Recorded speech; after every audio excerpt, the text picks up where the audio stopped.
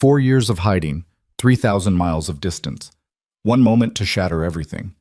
When Damian Moretti, New York's most ruthless crime boss, walks into Nora Vance's quiet Seattle cafe, he's not there for coffee. His dark eyes lock onto the 5-year-old twins playing behind the counter, and recognition hits him like a bullet to the chest. Those eyes. That jawline. His own face staring back at him. The children he never knew existed. The secret Nora buried. And the moment he realizes the truth, the cafe doors lock. Armed men take position, and Nora understands that running was never going to be far enough. If you're hooked, stay until the end. Hit that like button and comment with your city so I can see how far this story travels around the world. The morning rain hammered against the windows of Brew and Bloom, turning the Seattle streets into rivers of gray. Inside, the cafe smelled like fresh espresso and cinnamon rolls, the kind of warmth that made customers linger over their laptops and paperback novels. Nora Vance moved behind the counter with practiced efficiency, her dark hair pulled into a messy bun, flour dusting the sleeves of her faded flannel shirt. She was wiping down the espresso machine when the door chimed. The sound was ordinary. The man who walked through it was anything but. He was tall, well over 6 feet, with shoulders that filled the doorway and a presence that seemed to suck the oxygen from the room. His black overcoat was tailored to perfection. His dark hair swept back from a face that could have been carved from marble. Handsome in the way predators are handsome. Dangerous in the way storms are dangerous. Nora's hand froze on the towel. No, not here, not now. Behind her, near the play corner she'd set up with picture books and building blocks, Eli and Maya were constructing a tower. 5 years old, identical in nearly every way except for the small scar above Eli's left eyebrow from a playground tumble last year. They were laughing, completely oblivious to the way the temperature in the cafe had just dropped 10 degrees. The man's eyes swept the room, cataloging exits, customers, threats, before landing on Nora. And when they did, something flickered in those dark depths. Recognition, maybe. Or calculation. "We're closed for a private event," Nora said, her voice steadier than she felt. "You'll have to come back later." The lie was paper thin, and they both knew it. 3 customers sat scattered around the cafe, nursing drinks and scrolling through their phones. The man smiled. It didn't reach his eyes. "I don't think so," he said, his voice low and smooth, with just a hint of a New York accent underneath.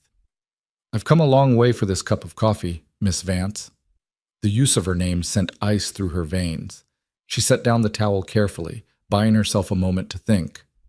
"I'm sorry, do I know you?" "Not anymore."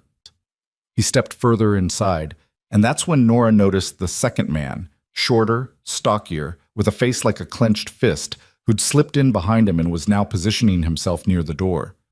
"But we knew each other once. Quite well, actually." Nora's heart hammered against her ribs. She could feel the weight of the panic button under the counter, installed after a robbery attempt 2 years ago. But what good would the police do against him? "I think you have me confused with someone else," she said. "Nora Catherine Brennan," the man said, and hearing her real name, the one she'd buried along with her old life, was like a hand closing around her throat. "Graduated Columbia with a degree in art history. Worked at the Met for 6 months before you disappeared. 4 years ago. Without a trace." He took another step forward, and the cafe's ambient noise seemed to fade into white static. 4 years, 3 months, and 16 days to be exact. He'd been counting. "I don't know what you're talking about," Nora said, but her voice cracked on the last word. The man's attention shifted then, drawn by the sound of children's laughter. His head turned slowly toward the play corner, and Nora watched in horror as his entire body went rigid.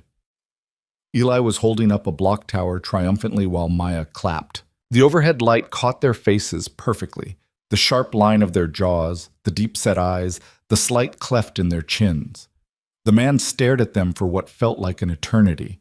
Then he looked back at Nora, and the expression on his face was something she'd never seen before. Not anger, not even rage, something colder, more final. "Those are my children," he said quietly. The words dropped into the cafe like stones into still water. "No," Nora whispered. "No, they're not. Don't." His voice cut like a blade. "Don't you dare lie to me. Not about this."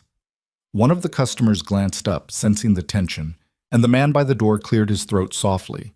The customer looked at him, at the hard warning in his eyes, and quickly gathered his things and left. Within 2 minutes, the cafe was empty except for Nora, the children, and the two men. The man by the door turned the sign to closed and locked it. "My name is Damien Moretti," the tall man said, still staring at the twins. "Though I suspect you already know that." Nora's knees felt weak. She gripped the counter to keep herself upright. "I want you to leave," she said. "Now." "Not a chance in hell." Damien's eyes snapped back to her, and they were blazing now. "You stole my children. You disappeared in the middle of the night and took something that didn't belong to you." "They didn't belong to you either." The words burst out before Nora could stop them.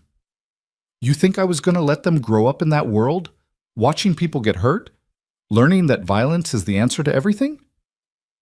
So you made the decision for me." His voice was dangerously soft.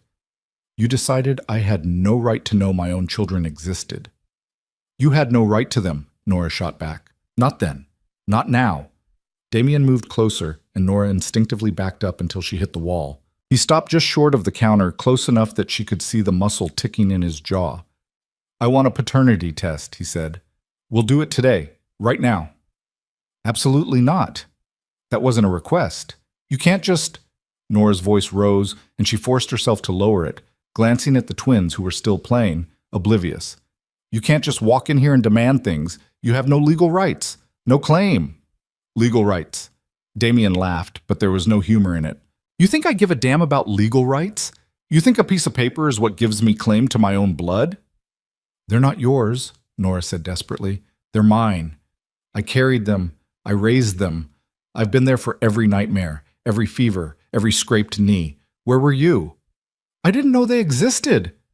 The roar made Nora flinch, and this time the twins looked up, their small faces creasing with concern. Damien saw them watching and visibly fought to control himself, his hands clenching and unclenching at his sides. When he spoke again, his voice was deadly calm. "You made sure of that." Eli stood up, his little hand reaching for Maya's. "Mama?" The single word seemed to crack something in the tension. Nora pushed past Damien. He let her, though his eyes tracked every movement, and knelt beside the children. "It's okay, baby," she said, smoothing Eli's dark hair. "This man he's just a customer who's confused." "He's scary," Maya whispered, pressing against Nora's side. "I know, sweetheart, but he's leaving soon." Nora looked up at Damien, pleading silently. Please, not in front of them. But Damien wasn't looking at her anymore. He was looking at the twins with an expression that was part wonder, part devastation. He moved closer, slowly, like he was approaching wild animals that might bolt. "How old are you?" he asked quietly. Maya held up 5 fingers. Eli copied her, though he looked uncertain. 5, Damien repeated. He crouched down, bringing himself to their eye level, and Nora's heart lurched. Side by side like this, the resemblance was impossible to miss. They had his eyes, the same deep brown, almost black. His bone structure. Even the way Eli tilted his head when he was thinking was pure Damien. "What are your names?" "I'm Maya," Maya said, still wary but less frightened now that he was smaller. "That's my brother, Eli." "Eli and Maya," Damien said, and something in his voice broke on the words. "Those are beautiful names." "Mama picked them," Eli offered, "because they mean strong." "Did she?" Damien's eyes cut to Nora, and she saw the accusation there. "You named them. You watched them grow. You had everything I should have had." "We have to go," Nora said abruptly, standing and taking both twins' hands. "Come on, guys, time to close up early." "You're not going anywhere." The man by the door, Nora had almost forgotten him, spoke for the first time. His voice was gravel and rust. "Marco," Damien said softly, a warning. "Boss, you want me to secure the perimeter?" Damien stood slowly, his eyes never leaving Nora's face. "Yes. Make sure we're not disturbed." Terror shot through Nora's chest. "You can't keep us here. People know where I am. If I don't pick up the kids from—" She stopped, realizing her mistake. "From where?" Damien asked. "They're already with you. Who's expecting you?" Nora's mind raced. Her employee, Claire, wasn't due in until the afternoon shift. Her neighbor sometimes checked in, but not daily. The truth was, she'd built a quiet life specifically so that no one would notice if something went wrong. No one except the man standing in front of her. "What do you want?" she whispered. "I want the truth." Damien's voice was steel wrapped in silk. "All of it, starting with why you ran." "You know why." "Tell me anyway." Nora glanced at the twins. They were watching the exchange like spectators at a tennis match, too young to understand but old enough to sense danger. "Not here," she said. "Not in front of them." Damien considered this. Then he nodded.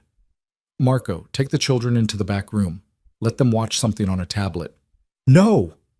Nora lunged forward, but Damien caught her wrist in an iron grip. "They'll be safe," he said. "You have my word." "Your word means nothing to me." "It's all I'm offering." They stared at each other, a silent battle of wills. Finally, Nora forced herself to relax, to turn toward the twins with a smile she didn't feel. "Eli, Maya, this is Marco. He's going to take you to the back room to watch cartoons while Mama talks to Mr. Moretti, okay?" "I want to stay with you," Maya said, her lower lip trembling. "I know, baby. But I need you to be brave for just a little while. Can you do that for me?" Maya looked uncertain, but Eli, always the protector, even at 5, took his sister's hand and nodded. "We'll be brave, Mama." Nora watched Marco lead them through the kitchen door, and the moment they disappeared, she rounded on Damien. "If you hurt them, I would die before I let harm come to those children," Damien said, and the conviction in his voice stopped her cold. "They're mine, Nora. Mine. Do you understand what that means?" "It means nothing," Nora said. "Biology doesn't make you a father." "Then what does?" The question was sharp, challenging. "Love? Care? Being there? You don't think I would have given them that if I'd known?" "No," Nora said flatly. "I don't. Because I knew you, Damien. I knew what you were. What you did." "What I am," he corrected. "That hasn't changed." "Exactly." Nora crossed her arms, a futile shield. "You're a criminal. You hurt people. You run an empire built on fear and blood, and you wanted me to bring children into that?" "I wanted a choice." The words exploded out of him. "You didn't even give me a chance to—" He cut himself off, jaw working. "You just vanished. Do you have any idea what that was like? Waking up to an empty apartment, all your things gone, no note, no explanation?" "I couldn't risk a note. You would have tracked me down." "You're damn right I would have." Damien moved closer, and Nora held her ground, even though every instinct screamed at her to run. "I tore the city apart looking for you. I had people searching every hospital, every morgue, every bus station and airport. I thought you were dead. I thought someone had taken you, hurt you. And when you didn't find a body, what then?" Nora challenged. "You just gave up?" "No." His voice dropped to something dangerous. "I never gave up. I kept looking, kept hoping, and now I know why I couldn't find you. You didn't just run. You erased yourself, changed your name, your identity. I did what I had to do, to keep my children from me, to keep them safe." "Safe from what?" Damien demanded. "From me? I would have protected them with my life." "Protected them from what?" Nora threw back. "From the enemies you've made? From the violence that follows you everywhere? From growing up thinking that guns and threats are normal?" She was breathing hard now, years of buried fear and anger spilling out. "I grew up in that world, Damien. I watched my father become something twisted and paranoid. I watched my mother drink herself to death trying to cope with it. I swore I would never let my children experience that." Damien stared at her, and for a moment something like pain flickered across his face. "Your father was weak, sloppy. I'm not him." "No," Nora agreed. "You're worse, because you're good at it, because you convinced yourself that the things you do are justified." "Everything I've done has been to build something," Damien said, "to create an empire that would last, that would mean something. Built on corpses and corruption. Built on loyalty and strength." He was close enough now that she could smell his cologne, something dark and expensive. "You don't understand the world I live in." "I understand it perfectly," Nora said. "That's why I left." The silence that followed was thick enough to choke on. Somewhere in the back room, Nora could hear the faint sound of cartoon music, and the normalcy of it made her want to scream. "I'm not giving them up," Damien said finally. "I've lost 4 years. I'm not losing another day." You don't have a choice." "There's always a choice, Nora, and I'm choosing them." "This isn't a negotiation." The window exploded inward. Glass shattered across the cafe in a glittering spray, and Nora's scream caught in her throat as she dove instinctively behind the counter. Above her head, she heard the sharp crack, crack, crack of gunfire, the thud of bullets punching into walls and furniture. Someone was shooting at them. Through the chaos, she heard Damien shouting, not in fear, but in fury. She risked a glance over the counter and saw him crouched behind an overturned table, a gun somehow already in his hand. Where had that come from? How long had he been armed? More gunfire. The front door splintered as bullets tore through it. "Marco!" Damien's voice cut through the noise. "Get them to the vehicle! Now!" The kitchen door burst open and Marco appeared, a twin tucked under each arm like footballs. The children were screaming, terrified, and the sound ripped something primal loose in Nora's chest. "No!" She lunged from behind the counter, but Damien caught her around the waist and slammed her back down. "Stay down, you idiot! Those are my children, and they'll be dead if you get in Marco's way." Damien returned fire through the broken window, and someone outside screamed, "Go! Move!" Marco kicked open the back exit and disappeared into the alley with Eli and Maya. Nora struggled against Damien's hold, but he was iron and stone, unbreakable. "Let me go! I have to!" "You have to stay alive," Damien snarled. He fired 3 more shots in rapid succession, and the gunfire from outside stopped abruptly. "Come on!" He hauled her up and toward the back door, moving with the kind of brutal efficiency that came from a lifetime of violence. Nora's feet barely touched the ground as he propelled her through the kitchen, past the shelves of supplies and the industrial ovens, out into the gray Seattle rain. A black SUV idled in the alley, engine running. Marco was already inside with the twins, and Nora saw Maya's tear-streaked face pressed against the window. Damien shoved Nora toward the vehicle, and she scrambled inside, immediately pulling both children into her arms. They were sobbing, shaking, and Nora made soothing sounds she didn't believe while Damien slid in beside her and slammed the door. "Drive," he ordered. The SUV lurched forward, tires squealing on wet pavement. Through the rear window, Nora saw figures emerging from the cafe, men in dark clothes, carrying weapons. One of them raised a rifle, and she flinched as the back window cracked, but didn't break. "Bulletproof," Damien said shortly, as if that was supposed to be reassuring. He was already on his phone. "It's me. We've been hit.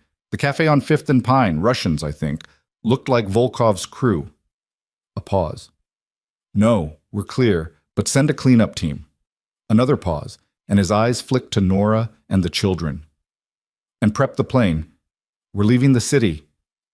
"No," Nora said. The word came out hoarse, barely a sound. "No, we're not going anywhere with you."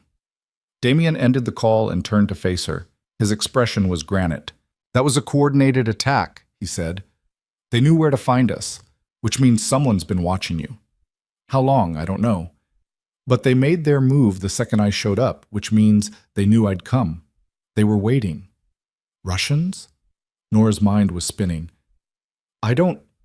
Why would Russians attack because of me?" Damien said bluntly. "You're connected to me. The children are connected to me. That makes you targets." "We were safe before you came back." "You were invisible before I came back," Damien corrected.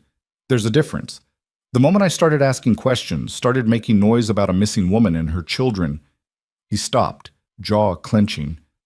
"I led them right to you." The realization was a punch to the gut.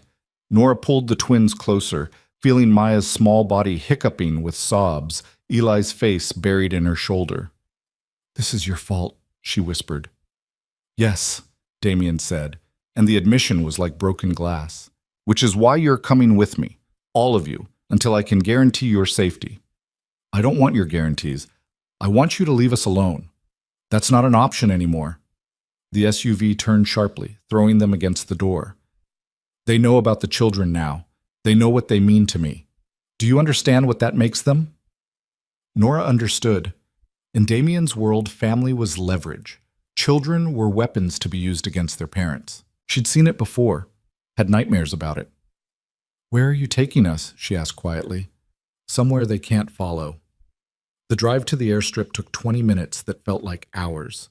Nora held the twins the entire time, whispering reassurances she didn't believe, while Damien made call after call in a language that sounded like Italian.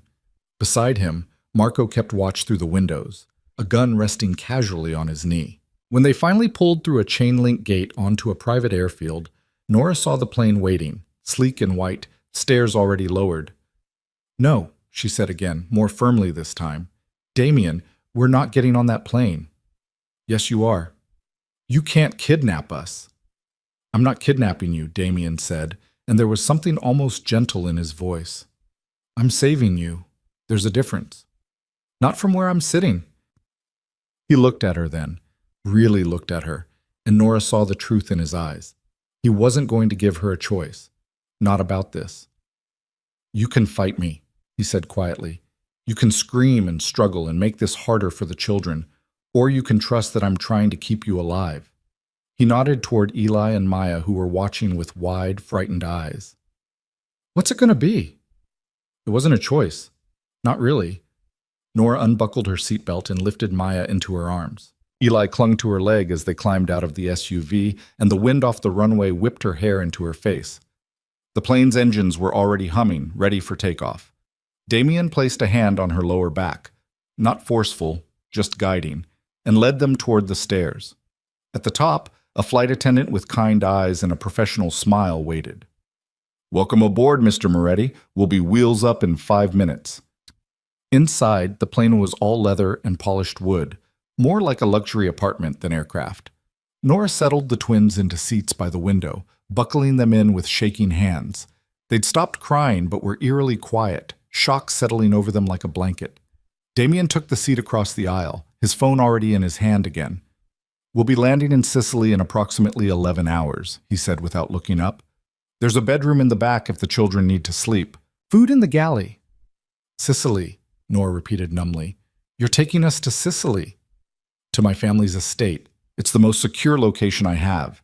This is insane. This is survival." Damien finally looked at her, and his expression was carved from stone. "You can hate me for it. You probably should. But you're alive, and they're alive, and that's what matters."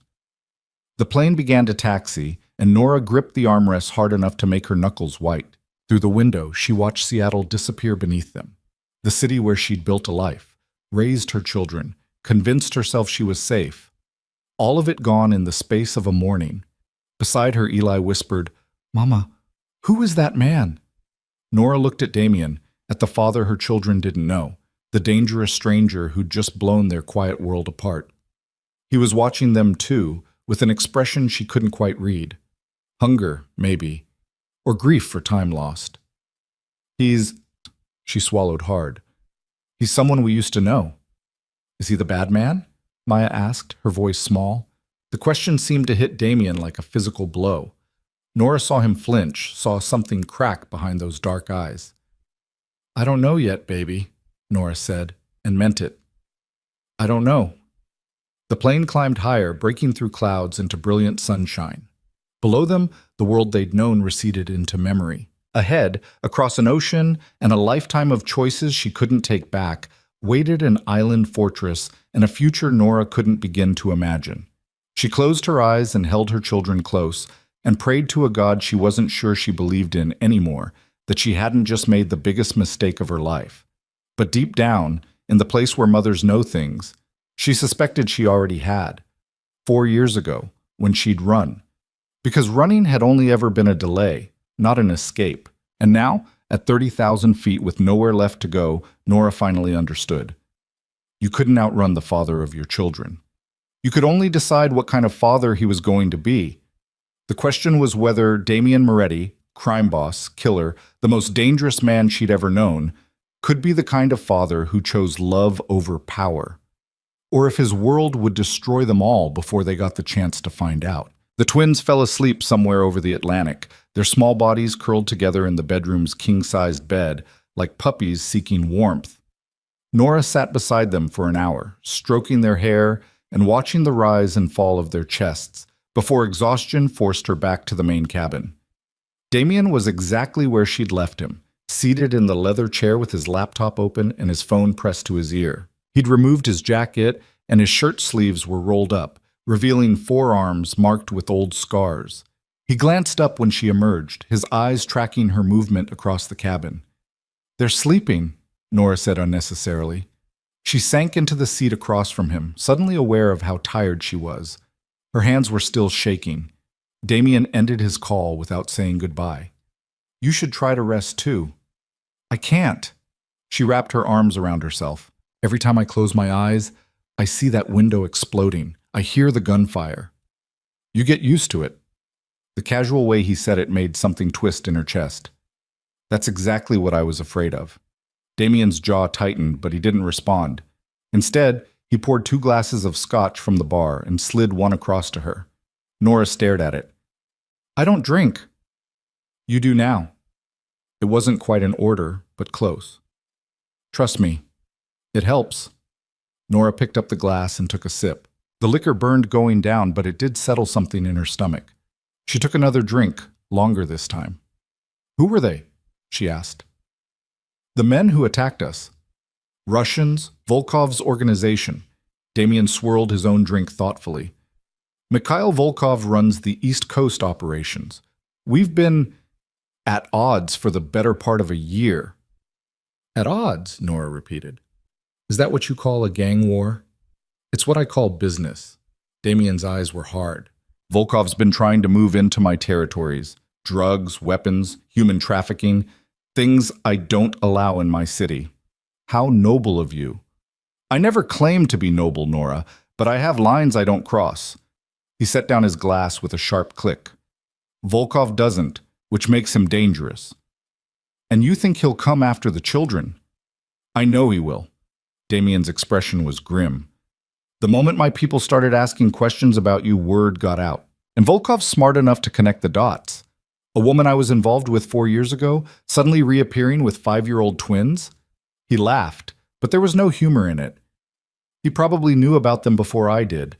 The thought made Nora's blood run cold. "You're saying he's been watching us? For how long?" "I don't know. Weeks, maybe. Long enough to set up today's ambush." Damien leaned forward, his elbows on his knees. "The only reason you're alive is because I showed up when I did. If I'd waited another day, another hour, don't." Nora cut him off, unable to hear the end of that sentence. "Just don't." They sat in silence for a moment, the plane's engines a constant white noise around them. Outside the window, the sky was deepening from blue to purple, sunset chasing them across the ocean. "How did you find us?" Nora asked finally. "I was so careful. New social security number, new name, paid everything in cash for the first year." "You made one mistake," Damien said. "The Café, you put it in your name. My fake name. Which you used on the business license, the lease, the utility bills." He pulled up something on his laptop and turned it toward her. "Once I had the name Nora Vance, it was easy. A simple facial recognition scan through the DMV databases, and there you were. New license photo from Washington State." Nora stared at the screen, at her own driver's license picture staring back. She looked tired in it, her hair shorter than it was now, but unmistakably her. "4 years," she whispered. "I stayed hidden for 4 years. What changed?" Damien's expression shifted into something she couldn't quite read. "I stopped looking for Nora Brennan and started looking for a woman with twins. Children born 9 months after you disappeared." He closed the laptop. "It should have occurred to me sooner, but I didn't want to believe it. Didn't want to think you'd—" "Trap you?" Nora supplied bitterly. "Rob me," he corrected. "Of them. Of watching them grow. Their first words, first steps. I missed all of it because you decided I didn't deserve to know." "You didn't. That's not your call to make." The anger burst through his control, and Damien was on his feet, pacing the narrow cabin like a caged animal. "They're my children, Nora. Mine. You had no right. I had every right." Nora stood too, meeting his fury with her own. "I'm their mother. I carried them for 9 months while you were out there building your empire of blood and fear. I'm the one who was there when Eli had croup at 3 months old, and I thought he was going to die. I'm the one who held Maya through her night terrors. I'm the one who sacrificed everything to give them a normal life. Normal? Damien's laugh was sharp as broken glass. You think what happened today was normal? You think hiding and lying and looking over your shoulder for 4 years is normal? It was better than the alternative. Which was what? Letting me be their father? He moved closer, and Nora refused to back down. I would have protected them. I would have given them everything.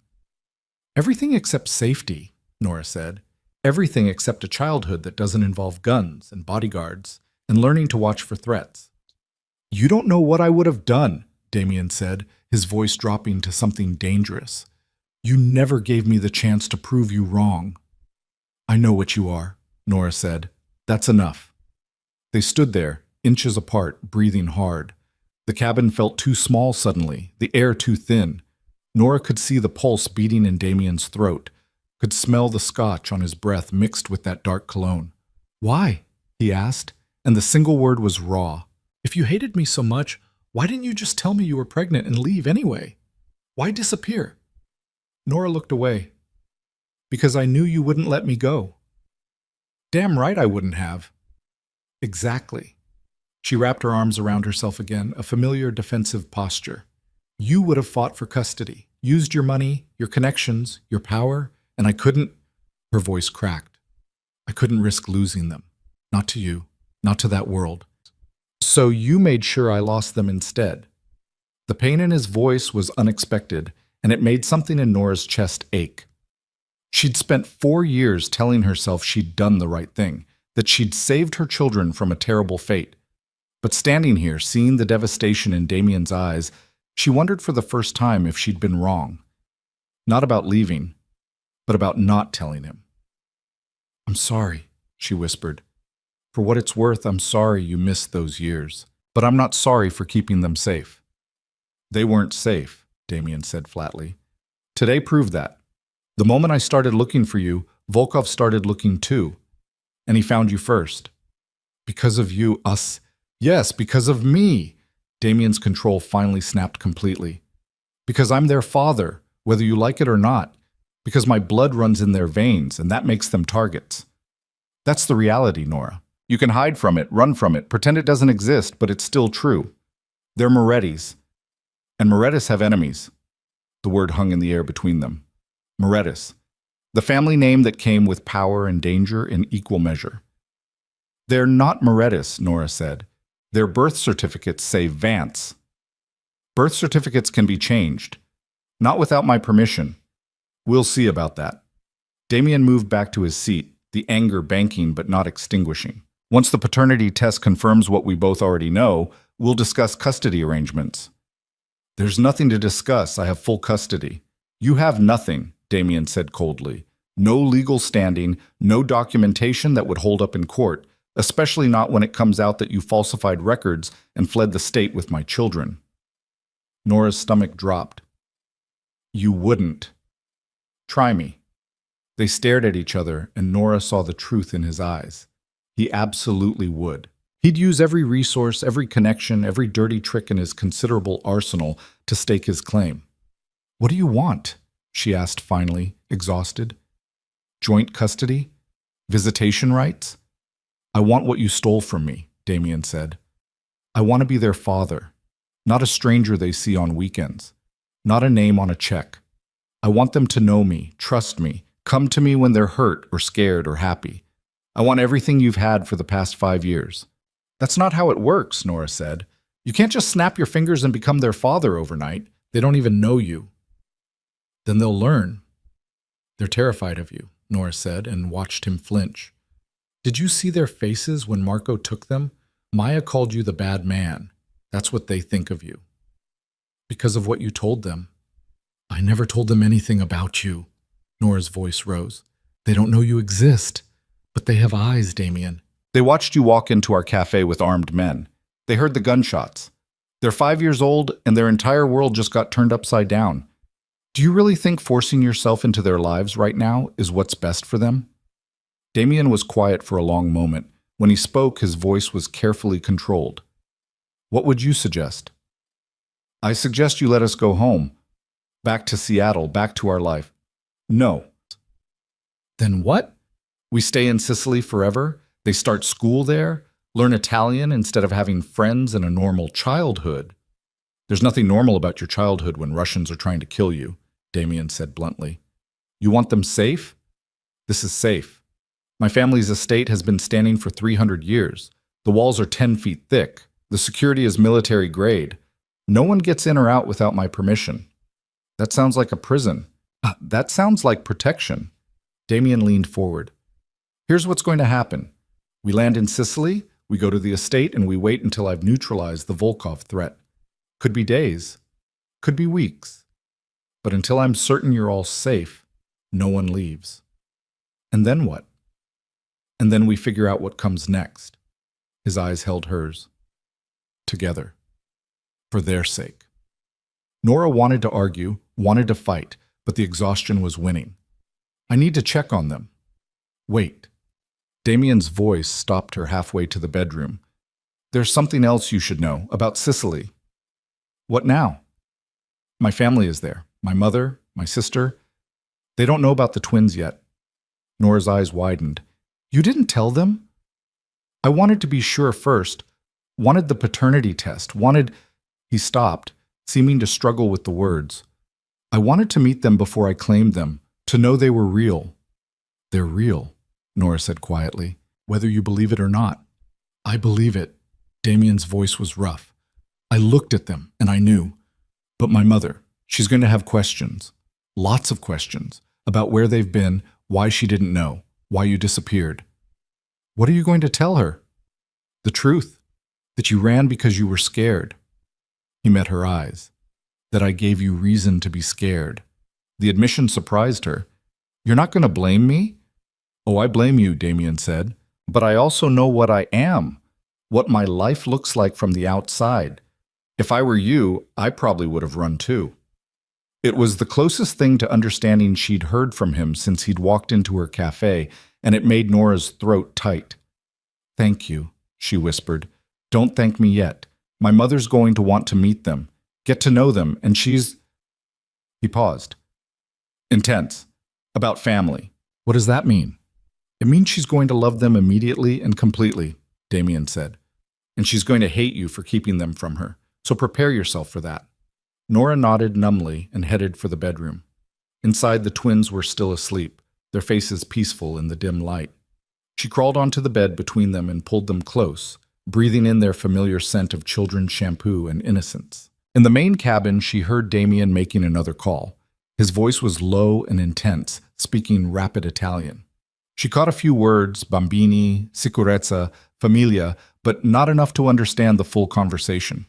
She must have dozed off, because the next thing she knew, Maya was shaking her shoulder. Mama, I'm hungry. Nora blinked awake, disoriented. The plane was darker now, only a few lights still on. Okay, baby, let's find you something to eat. In the galley, she found crackers, cheese, fruit.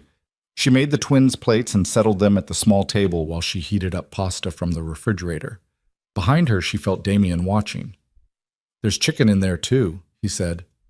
If they prefer. They like pasta, Nora said shortly. Eli looked up at the sound of Damien's voice, his dark eyes wary. Are we still on the airplane? Yes, Nora said. We're going on a trip. To where? Maya asked. Damien stepped closer, and Nora tensed, but he just knelt down to the twins' eye level. To Sicily. It's an island in Italy. Have you heard of Italy? Both children shook their heads. It's where my family comes from, Damien said. Where I grew up. It's very beautiful. There are orange trees and olive groves and a big house with lots of rooms to explore. Is it bigger than our house? Eli asked. Much bigger, with a garden and a fountain and even horses. Maya's eyes widened. Real horses? Very real. Would you like to see them when we get there? Yes! Maya's fear seemed to have evaporated in the face of the promise of horses. Can we ride them? If your mother says it's okay. Damien glanced at Nora and she saw the challenge in his eyes. See? I can be gentle. I can make them smile. We'll see, Nora said neutrally. Eat your dinner first. The twins dug into their pasta while Damien stood and moved back to give them space. But Nora noticed he stayed close enough to watch them, his expression unguarded for once. There was wonder there, and something that looked like grief. "They look like you," Nora said quietly, surprising herself.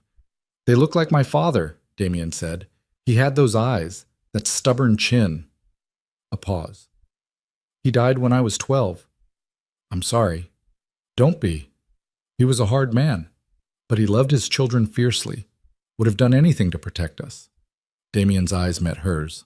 "I understand that now, what it means to have something so precious you'd burn the world down to keep it safe." Nora's breath caught.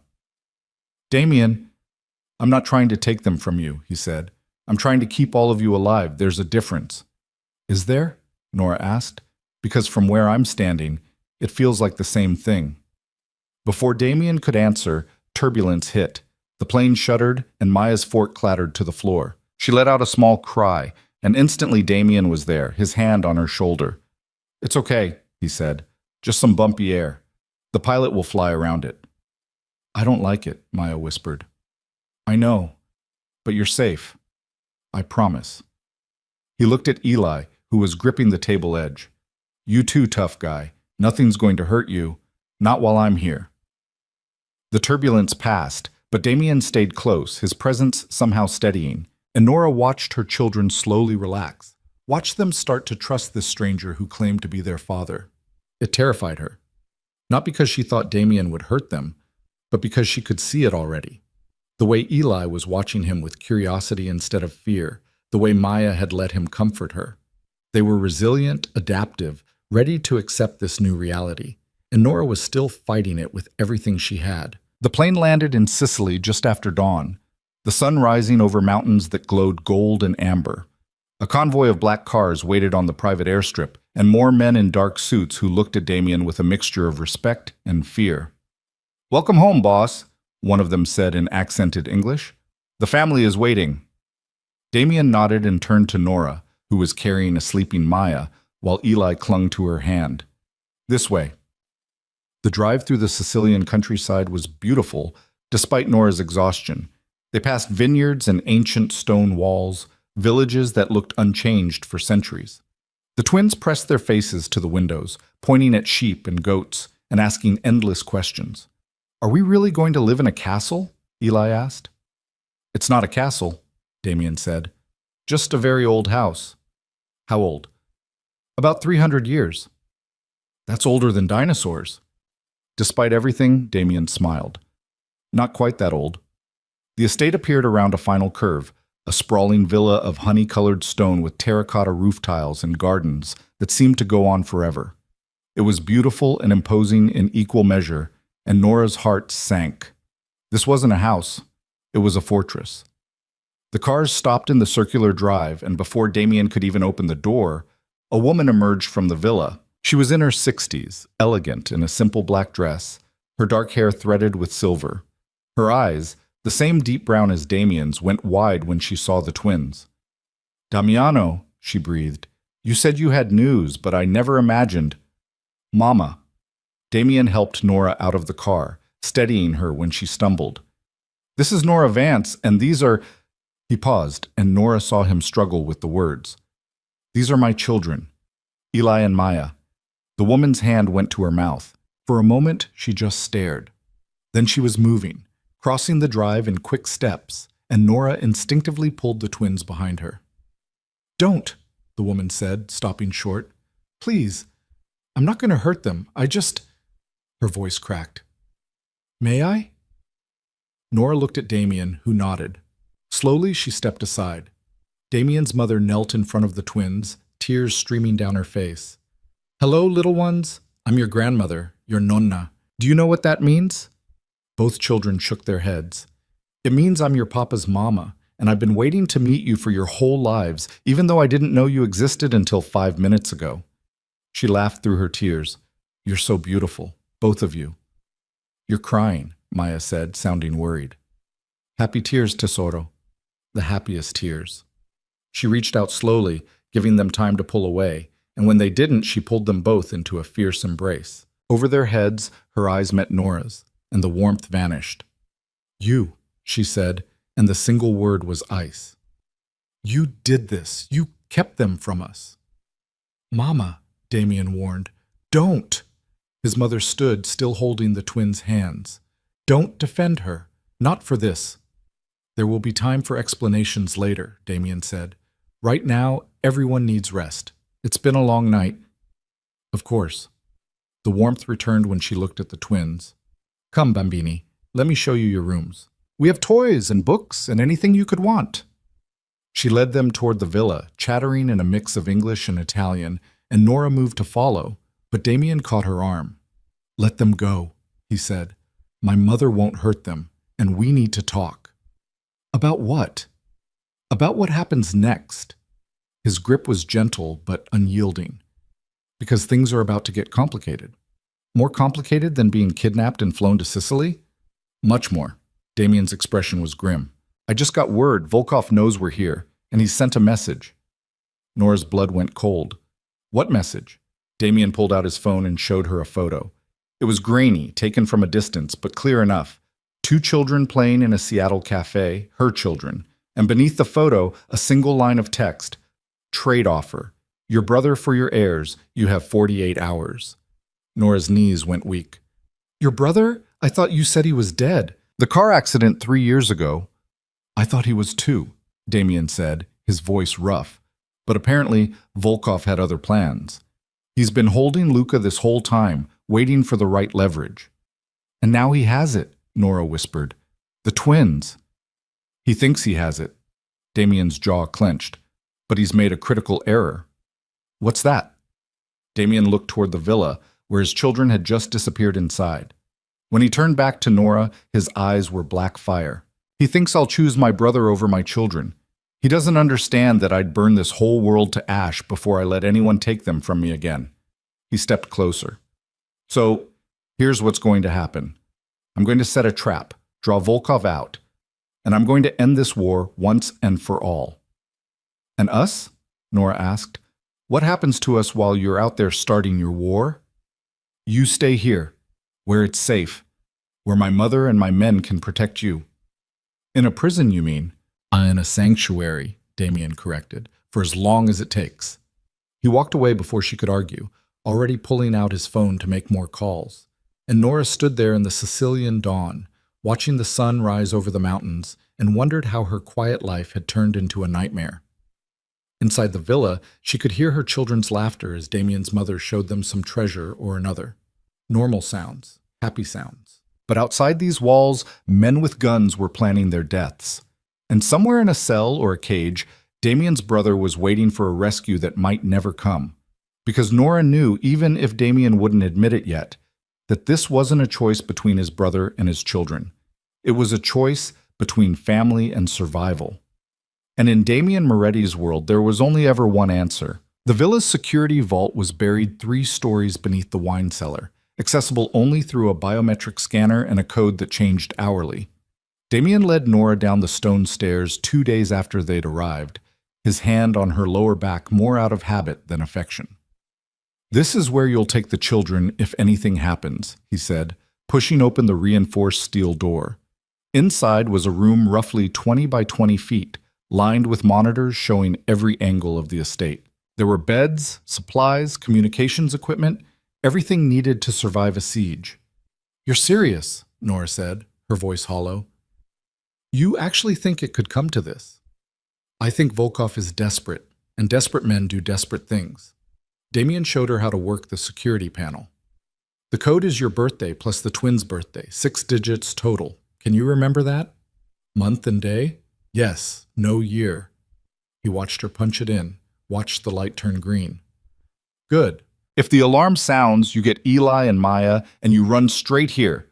Don't stop for anything. Don't look back. Just run. What about your mother? Your sister? They know the protocol. They'll either be here already or they'll find their own shelter. Damien's jaw was tight. I need to know you can do this, Nora. I need to know that if everything goes to hell, you'll protect them. Of course I will. They're my children. There are children, Damien corrected, and the possessiveness in his voice made her skin prickle. And I need them safe. All of you safe. He'd been like this since they arrived, oscillating between cold strategist and something almost tender when he watched the twins play. That morning, Nora had found him in the garden with Eli, teaching the boy how to skip stones across the fountain.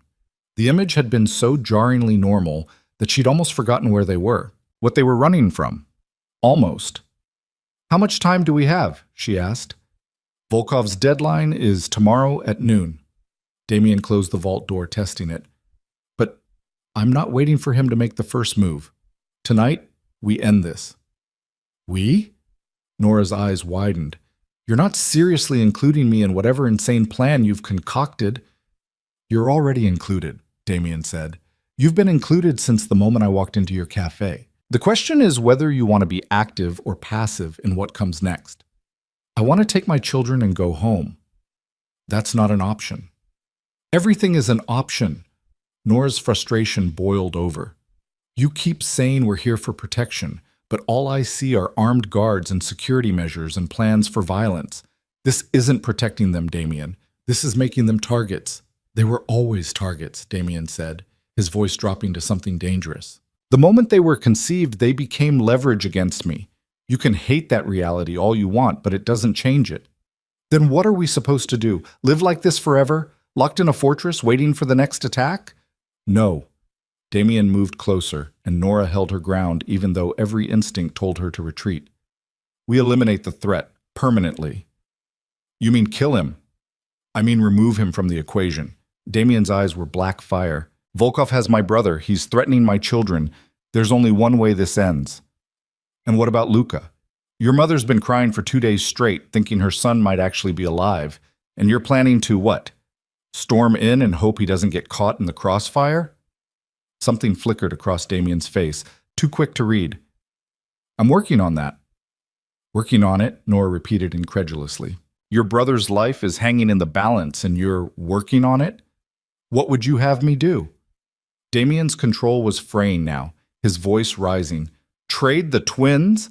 Hand them over to a man who would use them, hurt them, destroy them just to hurt me? Is that what a good father would do? A good father wouldn't have put them in this situation in the first place." The words hung between them like a thrown blade. Damien's expression went cold, shuddered, and he turned toward the stairs without another word. "Wait," Nora said, immediately regretting it. "I didn't mean—" "Yes, you did." He didn't look back. "And you're right. This is my fault. All of it. But I'm going to fix it, Nora, even if it costs me everything." He left her standing in the vault, surrounded by monitors and steel and the promise of violence, and Nora sank onto one of the beds with her head in her hands. Upstairs, she found the twins in the library with Damien's mother, Isabella. The older woman was reading to them in Italian, her voice melodic and soothing, and both children were entranced. They'd taken to her immediately, calling her Nonna and climbing into her lap like they'd known her all their lives. It should have made Nora happy. Instead, it felt like another piece of their old life slipping away. "Mama!" Maya spotted her and ran over. "Nonna is teaching us words. I can say butterfly in Italian." "Farfalla," Eli added proudly. "That's wonderful, baby." Nora smoothed Maya's hair, trying to smile. "Why don't you two keep reading? I need to talk to Nonna for a minute." Isabella followed her into the hall, her expression cooling the moment they were out of the children's earshot.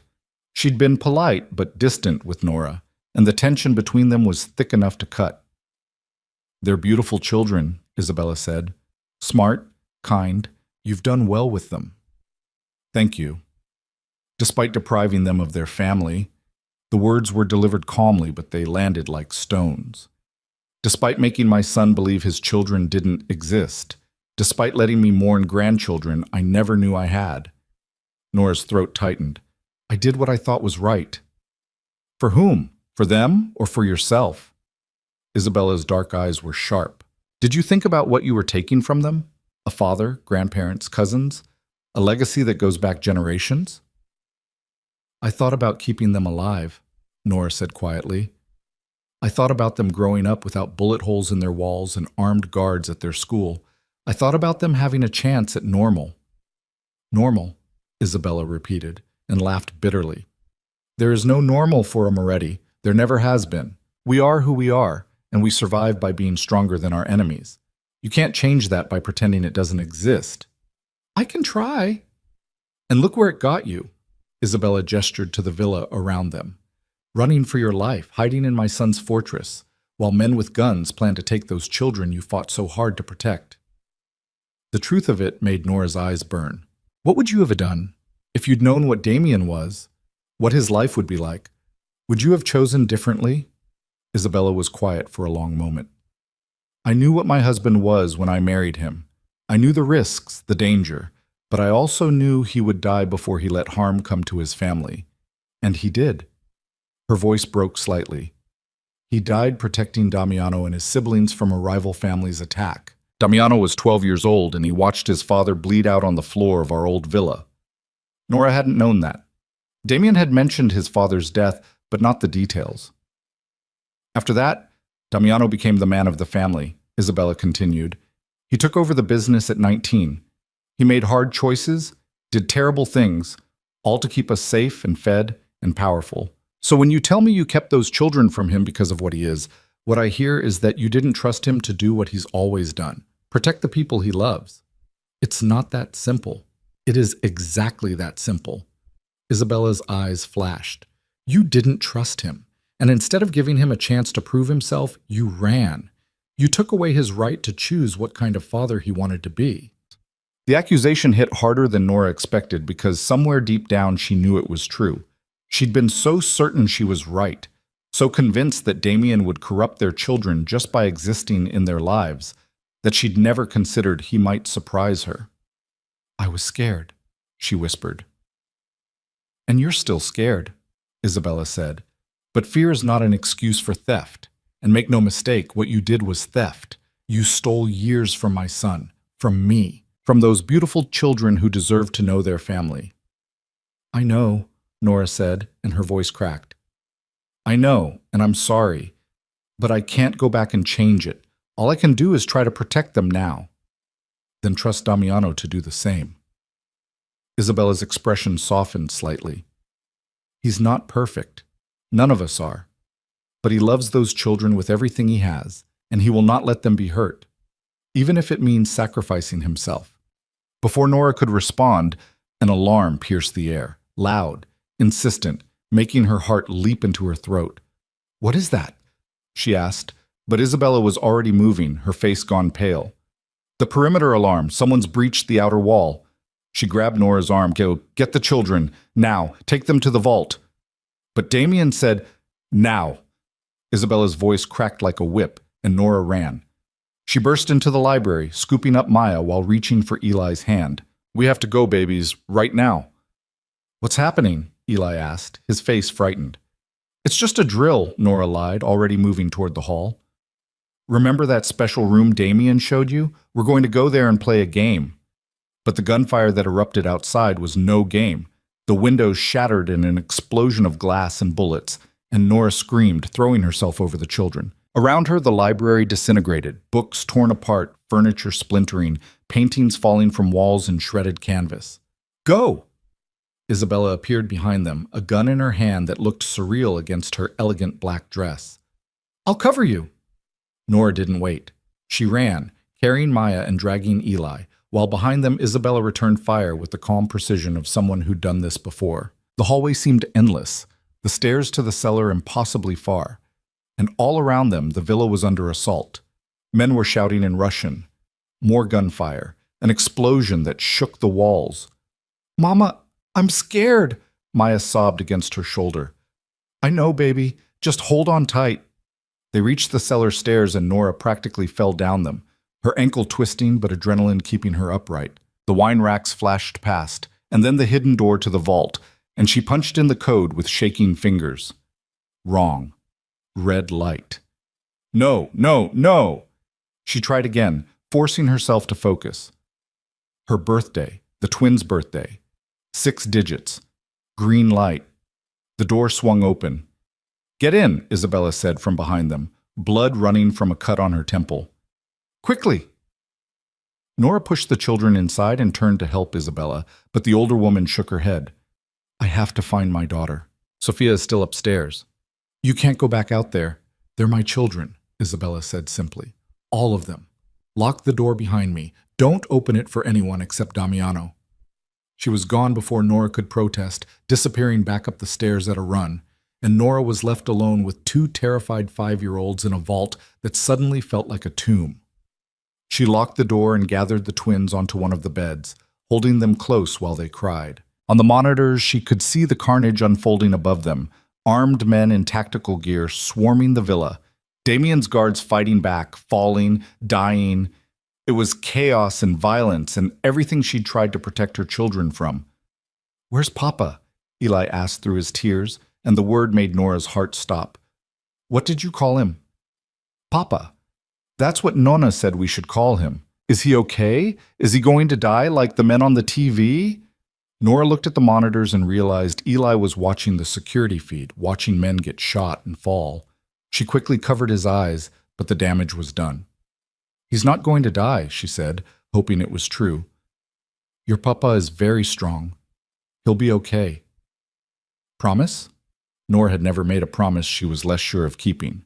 "I promise." The attack seemed to last hours, but was probably only minutes. Nora watched on the screens as Damien's men fought with desperate efficiency, as Isabella and a young woman who must be Sophia barricaded themselves in an upper room as bodies fell on both sides. And then, impossibly, the Russian forces began to retreat. "They're leaving," Nora whispered. "Why are they leaving?" She got her answer when a new figure appeared on the monitors. Damien, moving through the villa like a force of nature, a gun in each hand. He wasn't retreating. He was advancing, and behind him came more men, reinforcements, who drove the Russians back through the shattered windows and out into the night. It was over almost as quickly as it began. Nora waited, counting her heartbeats, until she heard the vault door's access panel beep. She looked at the monitor showing the entrance and saw Damien standing there, covered in blood and smoke, his face a mask of controlled fury. She opened the door. "Are you hurt?" he asked immediately, his hands on her face, her shoulders checking for injuries.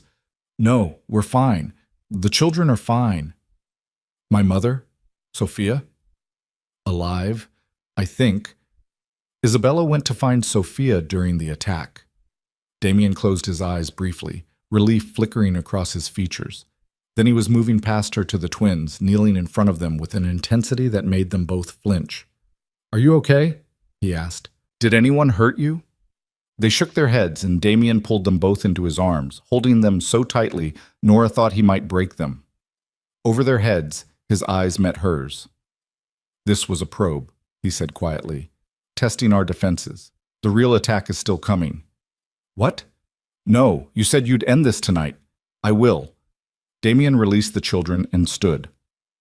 "But Volkov just proved he knows where we are, which means we can't stay here." "Where are we supposed to go?" "Somewhere he won't expect." Damien was already on his phone, issuing rapid orders in Italian. "Pack light. We leave in 20 minutes. "Damien!" 20 minutes, Nora. That's all we have." He left before she could argue, and Nora gathered the twins and what few belongings they'd brought. Upstairs, the villa was a war zone. Broken glass everywhere, bullet holes in the walls, blood on the marble floors. Isabella and Sophia were in the kitchen, both alive but shaken, Isabella pressing a cloth to her daughter's arm where a bullet had grazed her. "You're leaving," Isabella said. It wasn't a question. "Damien thinks it's not safe here anymore." "He's right." Isabella looked around at the destruction. "This was our sanctuary for 300 years, and in one night they violated it, showed us we're not untouchable." "I'm sorry," Nora said. "This is because of us, because of the twins." "This is because of Volkov," Sophia corrected. She was younger than Nora had expected, maybe 25, with Damien's dark eyes and their mother's cheekbones. Don't take responsibility for a madman's actions. Outside, engines roared to life. Damien appeared in the doorway, now wearing tactical gear and carrying more weapons than should be legal. "We have to go, now." The convoy that waited was smaller than before, just 3 vehicles. Damien put Nora and the twins in the middle car with Marco driving, while he took the lead vehicle. Isabella and Sophia stayed behind with the remaining guards to secure what was left of the villa. As they drove away, Nora watched the ancient estate disappear into the darkness and wondered if they'd ever see it again, or if everything Damien's family had built was burning down because of her choices 4 years ago. Where are we going? She asked Marco. The old lighthouse, he said. On the north coast. It's remote. Defensible. And empty, Nora guessed. No backup if something goes wrong. Marco's silence was answer enough. They drove for hours through the Sicilian night, leaving the manicured roads for dirt tracks that wound through olive groves and rocky hills. The twins fell asleep against Nora's shoulders, exhausted from fear and adrenaline, and she envied them the escape. The lighthouse appeared just before dawn, a solitary tower of weathered stone standing on a cliff above the crashing sea. It looked abandoned, possibly for decades, and Nora's heart sank. This is your safe house? It's temporary, Damien said, helping her out of the car. Just until I can draw Volkov out and end this. How are you going to do that when he knows where we are? He doesn't. Damien's smile was sharp. He knows where the villa is, but this place, this is off the books. My father bought it years ago as a fallback position. Only family knows it exists. Inside, the lighthouse was surprisingly well maintained. Someone had clearly been keeping it up. There was furniture, running water, even electricity from a generator. Damien settled the twins in a bedroom on the second floor while Nora explored the small kitchen. There's food, she called down, and supplies. How long are we supposed to stay here? As long as it takes. Damien came down the spiral stairs, his footsteps echoing. I've sent word to Volkov that I'm willing to negotiate, to discuss terms for Luca's release. You're going to trade yourself, Nora said, understanding flooding through her. You're going to offer yourself in exchange for your brother. Not exactly. Damien pulled out a map and spread it on the kitchen table. I'm going to make him think I'm trading myself. Set up a meeting at neutral ground. And when he shows up, you'll ambush him. I'll end him. Damien's finger stabbed at a point on the map. This warehouse, on the docks in Palermo. Plenty of cover, multiple exits, and far enough from civilians that collateral damage won't be an issue.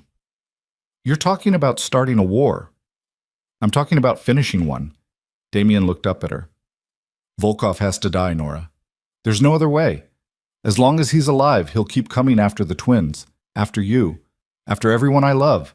And what about Luca? What if he's really there? What if you go in guns blazing and your brother gets caught in the crossfire? Then I'll have failed him, Damien said quietly.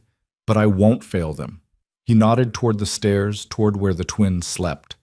I can't protect everyone, Nora. I learned that a long time ago, so I'm choosing them, even if it costs me my brother. The rawness of the admission made Nora's throat tight. Damien, I need you to promise me something, he interrupted. If this goes wrong, if I don't come back, I need you to take the children and run. Marco has papers for all of you, new identities, bank accounts, everything you need to disappear. I'm not leaving you to die. You will, if it means they survive. His hands gripped her shoulders. Promise me, Nora. Whatever happens, you protect them, even for me, even for my choices. I promise, she whispered, and hated herself for meaning it. Damien released her and stepped back, already pulling out his phone to make more calls. And Nora sank into a chair, watching the sun rise over the Mediterranean, and wondered how many more sunrises they had left. Upstairs, she heard the twins stirring, heard Eli calling for her in a voice made small by fear. She climbed the spiral stairs and found them both awake, holding each other in the narrow bed. Mama, I had a bad dream, Maya said. Me too, Eli added. Nora crawled in beside them, fitting her body around theirs like a shield. Do you want to tell me about it? The bad men came, Maya whispered, and they took Papa away. And we never saw him again. That's not going to happen, Nora said, hoping it was true. How do you know? Because your father is the most dangerous man I've ever met, Nora thought. Because he would burn the world down before he let anyone take you from him. Because despite everything, despite my fears and my mistakes, I'm starting to believe he might actually love you. Because I know your papa, she said instead, and he always keeps his promises.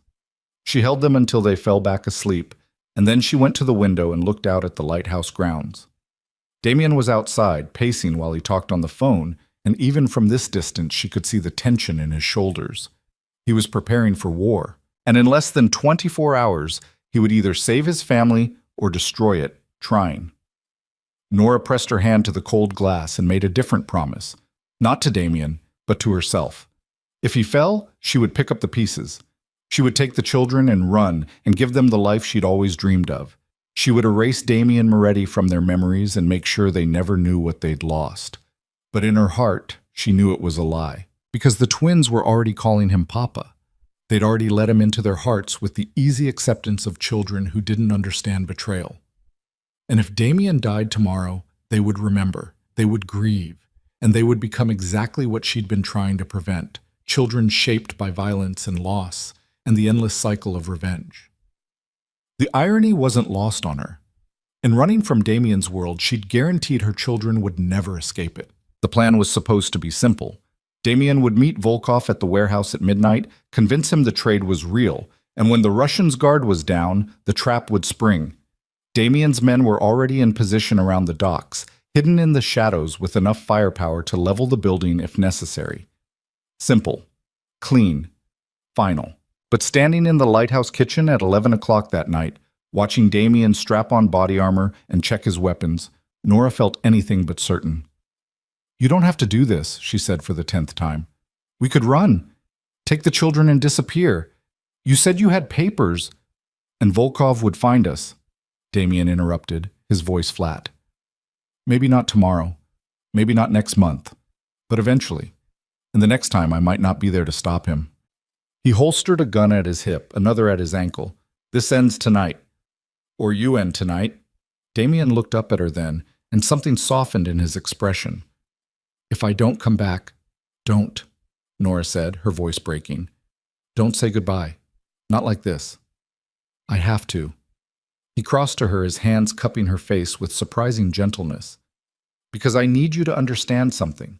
Everything I've done, every choice I've made since I found you, it's been for them, to give them a chance at the life you wanted for them. By starting a war? By ending one." His thumb brushed her cheekbone.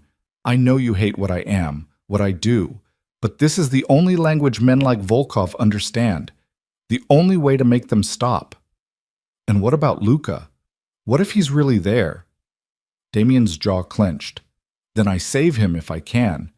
But if I have to choose between my brother and my children, there is no choice. There was never any choice." The certainty in his voice made Nora's chest ache. "Your mother will never forgive you." "I know." He released her and stepped back, checking his watch. "I have to go. Marco is staying here with you and the twins. If you don't hear from me by dawn—" "We run," Nora finished. "I know." Damien nodded and headed for the door, but Nora's voice stopped him. "Damien, wait!" He turned and Nora crossed the space between them before she could think better of it. She went up on her toes and pressed her lips to his. A brief, desperate kiss that tasted like fear and goodbye, and all the words they'd never said to each other. When she pulled back, Damien's eyes were dark and unreadable. "Come back," she whispered. "Please. They need you." "Just them?" The question hung in the air between them, weighted with 4 years of running and regret. Nora opened her mouth to answer, but Damien shook his head. "Don't," he said softly. "Don't say something you'll regret in the morning." He left before she could respond, and Nora stood in the doorway watching his taillights disappear down the coastal road. The night was clear and cold, the lighthouse beam cutting through the darkness in steady sweeps, and she had never felt more alone. Marco found her still standing there 10 minutes later. "You should get some sleep," he said. "Long night ahead." "I can't sleep." Nora wrapped her arms around herself. "Not while he's out there. Boss knows what he's doing." "Does he?"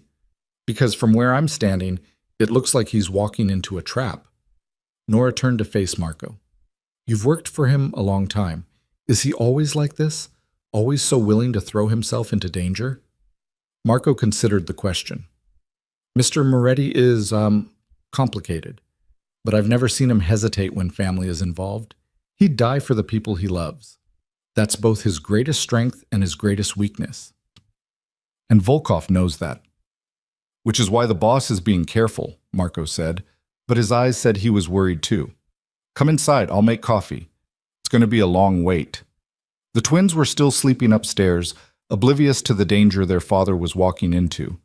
Nora checked on them twice in the first hour, unable to stop herself from making sure they were still breathing, still safe. The second time, Eli woke up. Mama? His voice was small in the darkness. Where's Papa? The question shouldn't have surprised her, but it did. In less than a week, Damien had gone from stranger to Papa in their eyes. The shift had been so gradual, Nora hadn't noticed it happening until now. He had to go out for a little while, she said, smoothing Eli's dark hair. But he'll be back soon. Is he fighting the bad men? Nora's breath caught. What makes you think that? I heard him talking on the phone. He sounded angry. Eli's eyes were too knowing for a 5-year-old, like when someone wants to hurt us. No one is going to hurt you, Nora promised. Your papa won't let that happen. I know. Eli's certainty was absolute. Papa is the strongest. Nona said so. She said he protects everyone. Nora thought about Damien walking into that warehouse, outnumbered and outgunned, betting everything on a plan that required perfect timing and perfect luck. She thought about Luca, if he was even still alive, waiting for a rescue that might never come. She thought about Isabella's face when Damien told her he was choosing the twins over her son. Yes, she said quietly. He does. She stayed with Eli until he fell back asleep, then returned downstairs where Marco was monitoring communications. The radio crackled periodically with check-ins from Damien's men positioned around the warehouse. But there was no word from Damien himself. Midnight came and went. 1 a.m., 2. At 2:30, the radio erupted with gunfire and shouting. Contact! Multiple hostiles! North entrance compromised! Where's the boss? Anyone have eyes on the boss? Marco was on his feet, barking orders into the radio, trying to coordinate from miles away. Nora stood frozen, listening to the chaos, her heart in her throat. Fall back! Fall back to secondary positions. We've got men down. Need medical. The building's rigged. They've got explosives. And then, cutting through everything else, a voice Nora recognized. Damien's voice, rough with pain but unmistakably alive. Get everyone out. Now. The whole thing's coming down. Boss, we can't leave you, but that's an order. Get clear. The explosion came through the radio as a roar of static and screaming, then silence. Damien! Nora grabbed the radio from Marco's hand. Damien, answer me. Nothing. We lost the signal, Marco said, already moving toward the door. I have to go. I have to get to him. No. Nora caught his arm. You have to stay here, with the children. That's what he'd want. Miss Vance, please. Her voice broke. If something's happened to him, if Volkov's people are coming here next, the twins need protection, and you're all they have. Marco's face was torn, but finally he nodded. I'll stay, but I'm calling in backup. Every man we have. He made the calls while Nora paced, her mind racing through terrible possibilities. Damien was dead. Damien was captured. Damien was hurt and bleeding out in the ruins of that warehouse while she stood here, helpless, miles away. The radio crackled back to life at 3 a.m.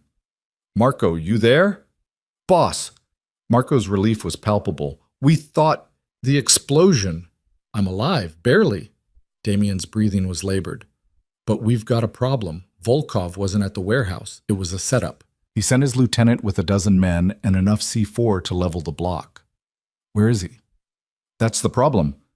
According to the lieutenant, and he was very cooperative once we convinced him to talk, Volkov's on his way to the lighthouse.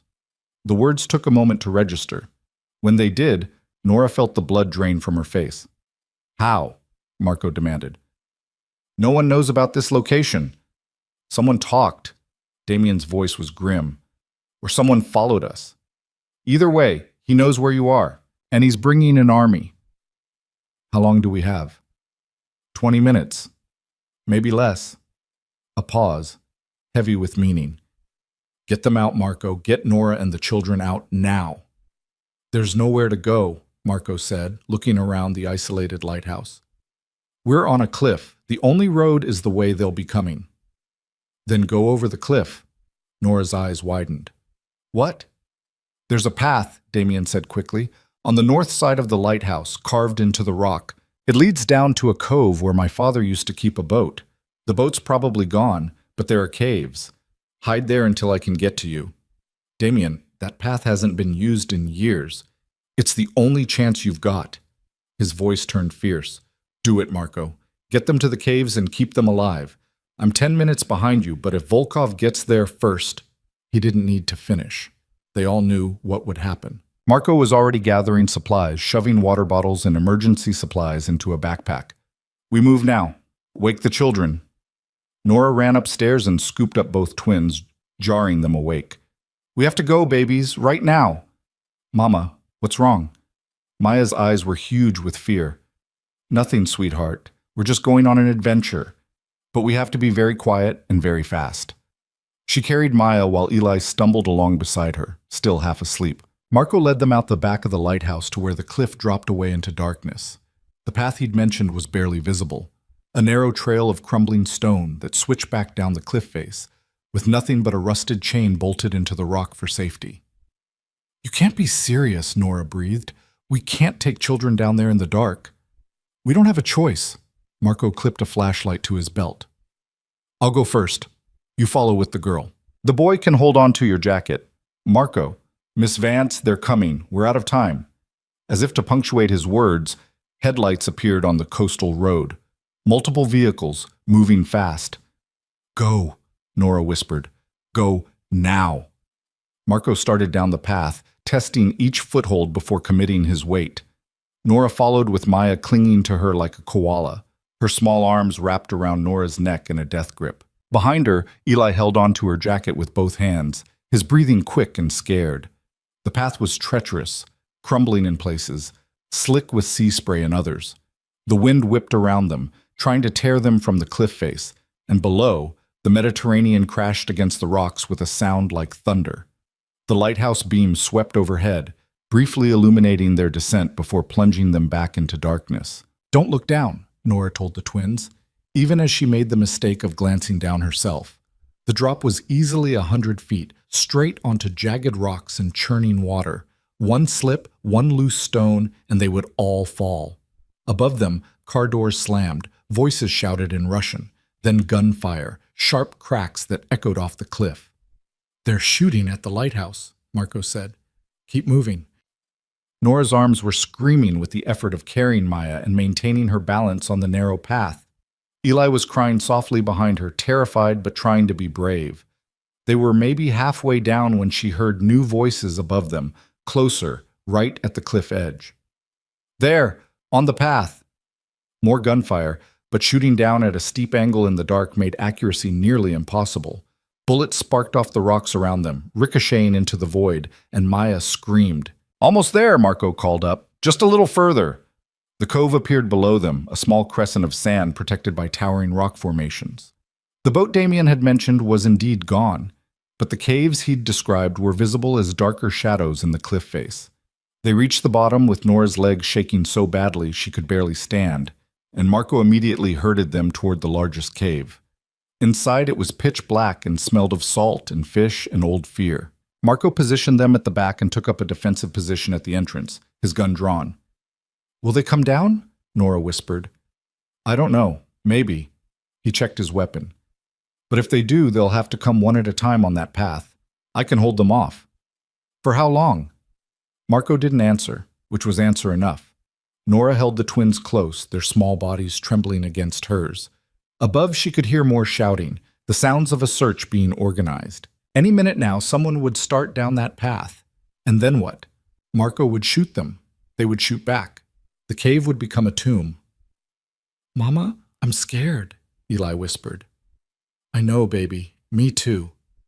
"Where's Papa? Why isn't he here?" "He's coming," Nora said, and prayed it was true. "He's coming as fast as he can." Minutes crawled by like hours. The twins were silent now, too frightened even to cry. Nora could hear her own heartbeat, loud in the darkness, and the distant crash of waves, and somewhere above, the methodical sounds of men preparing to kill them. Then a new sound cut through everything else, the roar of an engine, powerful and close. A vehicle sliding to a stop above them with a screech of tires. More shouting, but different this time. Surprised, alarmed, and then gunfire, heavy and sustained. "That's the boss," Marco said with certainty. "He's here." The battle above them was brief and brutal. Damien had arrived with reinforcements, and the element of surprise was on his side. Nora could hear men screaming, orders being shouted, the distinctive crack of Damien's voice cutting through the chaos. Then silence. "Marco!" Damien's voice echoed down the cliff. "You down there?" "We're here, boss, all safe." "Volkov?" "Escaped.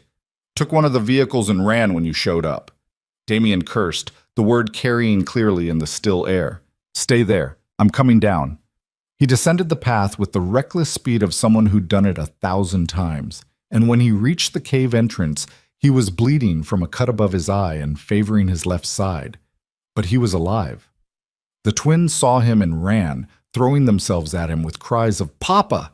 that made Damien's knees buckle. He caught them, held them, buried his face in their hair. "I've got you," he murmured. "You're safe. I've got you." Over their heads, his eyes found Nora's. The relief in them was so profound it made her chest ache. "Are you hurt?" he asked. She shook her head, not trusting her voice. "Good. That's good." He stood, still holding the twins, and looked at Marco. "How many did we lose?" 3 men, 2 wounded." Damien's expression went cold. "And Volkov?" "Headed north. We disabled one vehicle, but he took the other." "Then he's going back to the villa," Damien said, understanding flooding his face. "He's going after my mother, after Sophia." "Boss, we need medical attention. We need to regroup. We need to move," Damien interrupted. "Now, before he gets there."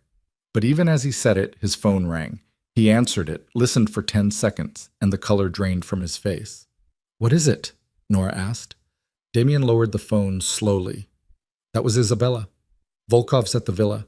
He has Sophia. And he says if I don't bring him the twins in the next hour, he's going to kill her." The words dropped into the cave like stones into deep water. "No," Marco said. "Boss, you can't." "I know what I can't do," Damien snapped. He set the twins down gently and turned to Nora. "Take them up to the vehicles. There's a medical kit in the SUV. Bandage anything that needs bandaging, and wait for me." "Where are you going?" "To end this." He checked his weapons, reloaded with quick, practiced movements. "One way or another, Volkov dies tonight." "Damien, you can't trade the children." "I'm not trading anything," he said. "I'm going to get my sister back. And then I'm going to make Volkov wish he'd never heard the name Moretti." He started for the path, but Nora caught his arm. "Let me come with you." "Absolutely not." "He wants leverage, something you care about. What if I went instead? Offered myself in exchange for Sophia?" Damien stared at her like she'd lost her mind. "Have you completely—" No, you're not going anywhere near him." "Then what's your plan? Storm the villa alone, get yourself killed? If that's what it takes." "And leave your children without a father?" Nora's voice rose. "After everything we've been through, everything you've said about protecting them, you're just going to throw your life away?" "I'm not throwing it away," Damien said. "I'm spending it. On family, the way my father did. The way every Moretti has done when it mattered." "That's not nobility," Nora said desperately. "That's suicide." "Maybe." Damien's eyes were dark and certain. "But it's my choice to make." He pulled free from her grip and started up the path. Nora watched him go, watched him climb toward almost certain death, and something inside her snapped. She turned to Marco. "Give me your phone." "Miss Vance, give it to me, now." Marco hesitated, then handed it over. Nora dialed the number she'd seen Damien use, the one that connected directly to the villa. It rang twice before a voice answered, Russian accent, coldly amused. "Moretti, I wondered when you'd call." "This isn't Damien," Nora said. "This is Nora Vance, the twins' mother." A pause. "Interesting. And why are you calling me, Miss Vance?" "Because I'm making you a deal," Nora said, her heart pounding. "You let Sophia go. You let Damien's family go. And I'll bring you what you really want." "The children?" "Me." Nora ignored Marco's sharp intake of breath. "I'm the one Damien cares about. I'm the one he came looking for. Take me, let everyone else go, and you'll have the leverage you need to control him." Volkov laughed. "A noble offer, but I think I'll take the children anyway. Better insurance." "You won't get them," Nora said. "Damien has them hidden, protected. It would take you days to find them, if you ever did. But me? I'm standing right here. One life for your freedom. That's the deal. Another pause, longer this time.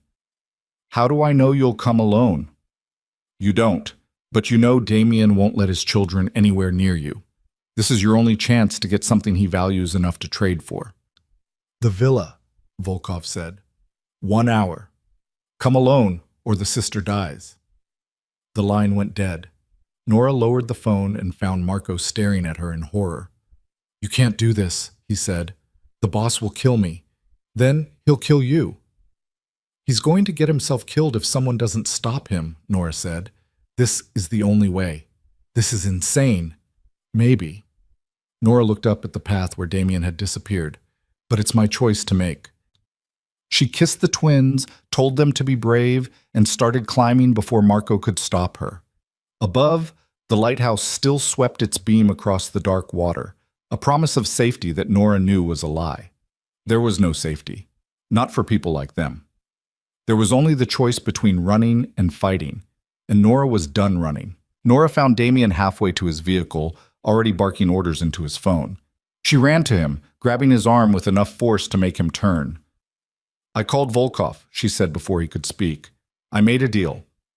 The phone slipped from Damien's hand. You what? I offered myself in exchange for Sofia. He agreed. I have... She checked Marco's phone. 45 minutes to get to the villa.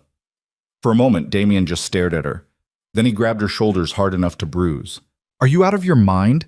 You don't just negotiate with a man like Volkov. I just did. Nora met his eyes steadily.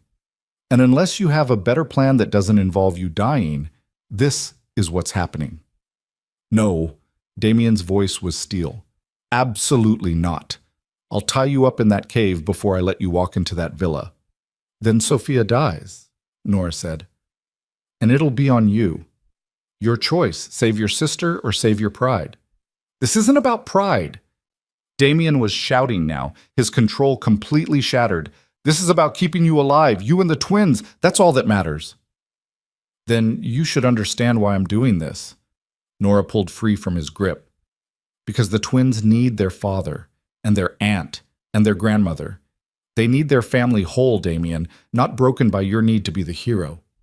I'm not letting you die for me. You don't get to decide that, Nora's voice cracked. For 4 years, I made every decision about those children alone. I chose where they lived, what they ate, who they talked to, everything. And I was wrong. I know that now. But this is my choice, mine, and you're going to respect it. They stood toe to toe, both breathing hard, while around them Damien's men pretended not to listen. Finally, Damien spoke, his voice raw. I can't lose you. Not now. Not when I just found you again. The admission made Nora's eyes burn. You won't, because you're going to be right behind me, aren't you? You're going to have a plan, some brilliant tactical maneuver that saves everyone. Nora, tell me you have a plan, she begged. Tell me I'm not walking in there to die. Damien closed his eyes briefly. When he opened them, the strategist was back, the emotion locked down behind armor. I have a plan, but it requires perfect timing and you doing exactly what I say. I'm listening. He pulled her to the nearest vehicle and spread a map across the hood. The villa has 3 entrances: main gate, service entrance, and an old smuggler's tunnel that runs from the wine cellar to the cliffs. Volkov won't know about the tunnel. My father kept it secret even from most of the family. So you'll come in through the tunnel while I distract him at the front. Not me. Marco and a strike team. Damien's finger traced the route. I'm going through the main gate with you. What? That's suicide. That's insurance, Damien corrected. Volkov wants leverage. If I'm there too, unarmed, surrendering myself along with you, he'll feel like he's won. His guard will drop just enough for Marco to make his move. Nora studied the map, her mind racing. And Sofia? Where will he be keeping her? Library, most likely. It's central, defensible, has only 2 exits. Damien pulled up security footage on his phone, somehow still connected to the villa's systems. Look, there. The screen showed Sofia tied to a chair in the library, her face bruised but defiant. Two guards stood by the door, and pacing in front of her like a caged animal was a man Nora assumed was Volkov, tall, blonde, with the kind of cold beauty that made her skin crawl. "How many men does he have inside?" she asked. "8 that we can see on the cameras. Maybe more hidden." Damien zoomed in on different angles. The attack on the lighthouse pulled most of his forces. This is a skeleton crew, but still dangerous. And Luca? Any sign of him? Damien's jaw tightened. No, either Volkov lied about having him, or he's being kept somewhere else. He looked at her. "There's a chance we're walking into this and my brother's already dead. You need to understand that." "I do." Nora touched his arm gently. "But we have to try. For your mother, for Sophia, for all of us." He covered her hand with his. "If this goes wrong, if I tell you to run, you run. You don't look back. You get to Marco and the twins and you disappear. Promise me." "Damien, promise me, Nora." She thought about the twins waiting in that cave, probably terrified, definitely confused. She thought about the life she'd built in Seattle, the quiet safety she'd convinced herself was enough. She thought about this man in front of her, who'd torn her world apart and somehow started to put it back together, and made a promise she knew she wouldn't keep. "I promise." They drove to the villa in tense silence, Damien making call after call to position his men. Marco had already taken a team through the tunnel entrance. Others were spreading out around the perimeter, hidden in the olive groves and outbuildings. It was a coordinated assault waiting to happen, held back only by Damien's signal. The villa appeared ahead, lit up like a beacon. Every light was on, and Nora could see figures moving behind the windows. Armed men, waiting. "Last chance to back out," Damien said quietly. "Not a chance." He stopped the vehicle at the main gate and raised his hands in surrender as two guards approached, weapons raised. Nora did the same, her heart hammering so hard she thought it might break through her ribs. "We're here to see Volkov," Damien called out. "Tell him Moretti and the woman are here to negotiate." The guards exchanged glances. One spoke into a radio, listened, then nodded. "Out of the vehicle. Slowly. Keep your hands where we can see them." They climbed out, and the guards immediately patted them down. They found the knife Damien had hidden in his boot, the small gun at Nora's ankle that she'd taken from Marco's kit, but they missed the razor blade sewn into Damien's jacket collar. It wasn't much, but it was something. The guards marched them through the ruined villa, past bullet holes and bloodstains that were barely a day old, to the library. The doors opened, and there was Sophia, still tied to the chair, and Volkov turning to greet them with a smile that didn't reach his eyes. "Damien Moretti," he said in accented English. "So good of you to join us, and you brought your little bird. How touching." "Let my sister go," Damien said without preamble. "We're here. You have what you want." "Do I?" Volkov circled them slowly. "Because what I wanted was your children, your heirs, and instead you bring me their mother and yourself. A poor trade, I think." "The children are protected," Nora said, forcing her voice to stay steady. "You'll never find them, but you have us. That should be enough." Volkov stopped in front of her, studying her face with clinical interest. "You're the one who ran, who stole Moretti's children and hid them for 4 years. He glanced at Damien. "She must be very special for you to chase her halfway around the world." "She's the mother of my children," Damien said flatly. "Of course she's special. And yet she ran from you, feared you enough to disappear completely." Volkov's smile widened. "What does that say about the kind of man you are, I wonder?" "It says I gave her reason to be afraid," Damien admitted, and the honesty in his voice made Volkov's eyes narrow. "I was younger then, more reckless. I've learned since then what really matters."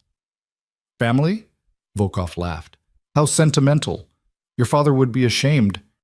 "My father died protecting his family," Damien said. "I'm doing the same." "By surrendering?" Volkov gestured to his guards. "Tie him up.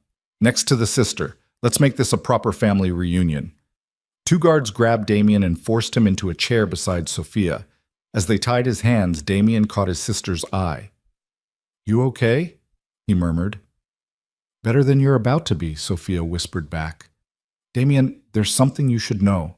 "Quiet!" Volkov snapped. He turned to Nora, still standing free in the center of the room. "Now then, Let's discuss terms. You want me to release them. I want your children. We seem to be at an impasse.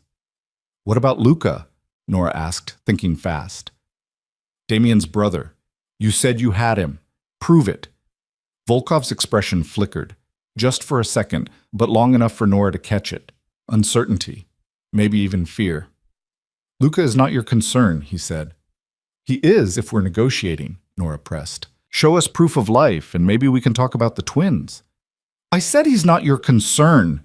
Volkov's control was slipping now, and Nora realized something crucial. He didn't have Luca. Maybe he never had. You're bluffing, she said slowly.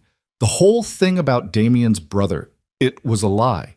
You were trying to manipulate him into giving up the children, but you never had anything to trade.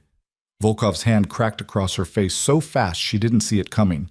She hit the floor hard, tasting blood, and through the ringing in her ears heard Damien roar. Touch her again, and I will burn your entire bloodline to ash. You're not in a position to make threats, Volkov said, but there was something manic in his eyes now. You destroyed my operations, killed my men, cost me millions, and you think you can just surrender and make it all go away? I think you're a dead man no matter what happens here tonight, Damien said coldly. The only question is how many people you take with you. Volkov pulled out a gun and pressed it to Sophia's temple. Starting with her, I think. Wait. Nora struggled to her feet, her cheek already swelling. Just wait. You want leverage? You want something Damien cares about? I can give you that. Nora, don't... Damien started, but she cut him off. I know where the children are, she said. I can take you to them. Right now. Just let Sophia and Damien go and I'll lead you straight to the twins. You're lying, Volkov said. I'm their mother. Of course I know where they are. Nora took a step toward him, hands raised. Damien thinks he hid them, but I know every hiding place he has, every safe house, every escape route. I was planning his organization before you were even on his radar. It was a complete lie. But Volkov's expression said he was considering it. Why would you betray your own children? He asked. Because I don't want to watch my children's father die, Nora said simply. I ran from Damien because I was scared, but I came back because... She looked at Damien, and the emotion in her eyes wasn't feigned. Because they need him, and so do I. How touching, Volkov said, but he lowered the gun from Sophia's head. Fine. You take me to the children, but they stay here. He gestured to Damien and Sophia. Insurance, in case you're lying. No, Damien said. If she goes, I go. I don't trust you to keep your word. You're hardly in a position to negotiate. Then shoot me now and lose your only chance at finding my children, Damien said. Your choice. Volkov considered, then smiled. Very well, we all go. One big happy family trip. But if you try anything at all, I start killing. Starting with the sister. He nodded to his guards, who cut Damien and Sophia free, but kept guns trained on them. Then Volkov grabbed Nora's arm, his grip bruising, and hauled her toward the door. They were halfway across the villa's entrance hall when all the lights went out. Darkness swallowed them whole, and in that split second of confusion, Nora felt Damien move. He grabbed her, yanking her down as gunfire erupted from every direction. She hit the marble floor and covered her head, and above her the world exploded into chaos. Marco's team had entered through the tunnel, cutting the power on their way. Now they were pouring into the villa, and Damien's perimeter teams were crashing through windows and doors. The skeleton crew Volkov had left was vastly outnumbered, but they fought with desperate fury. Stay down, Damien shouted at Nora, already moving toward where Sophia had been. But in the darkness and confusion, Nora couldn't see anything.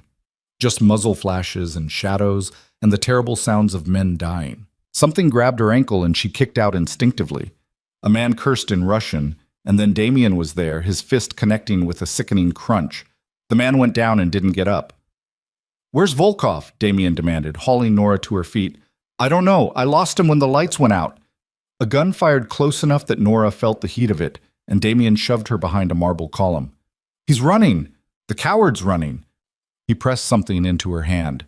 A small pistol, probably taken from one of the guards. Stay here. Don't move unless you have to. Where are you going? To finish this. He disappeared into the smoke and darkness, and Nora crouched behind the column, trying to control her breathing. Around her, the battle was winding down. Damien's men were professional, efficient, overwhelming. But Volkov was still out there somewhere, still dangerous. A hand touched her shoulder and Nora spun, raising the gun, but it was Sophia. "Don't shoot, it's me!" Sophia was bleeding from a cut on her forehead, but otherwise seemed unharmed. "Are you okay?" "Fine." "Where's Damien?" "He went after Volkov. They're heading for—" Sophia stopped, her eyes going wide. "The old lighthouse. He's trying to get to the old lighthouse where you were hiding." Nora's blood went cold. "The twins. He knows where they are." "How could he know? We've been so careful." "Someone talked, or he followed us, it doesn't matter."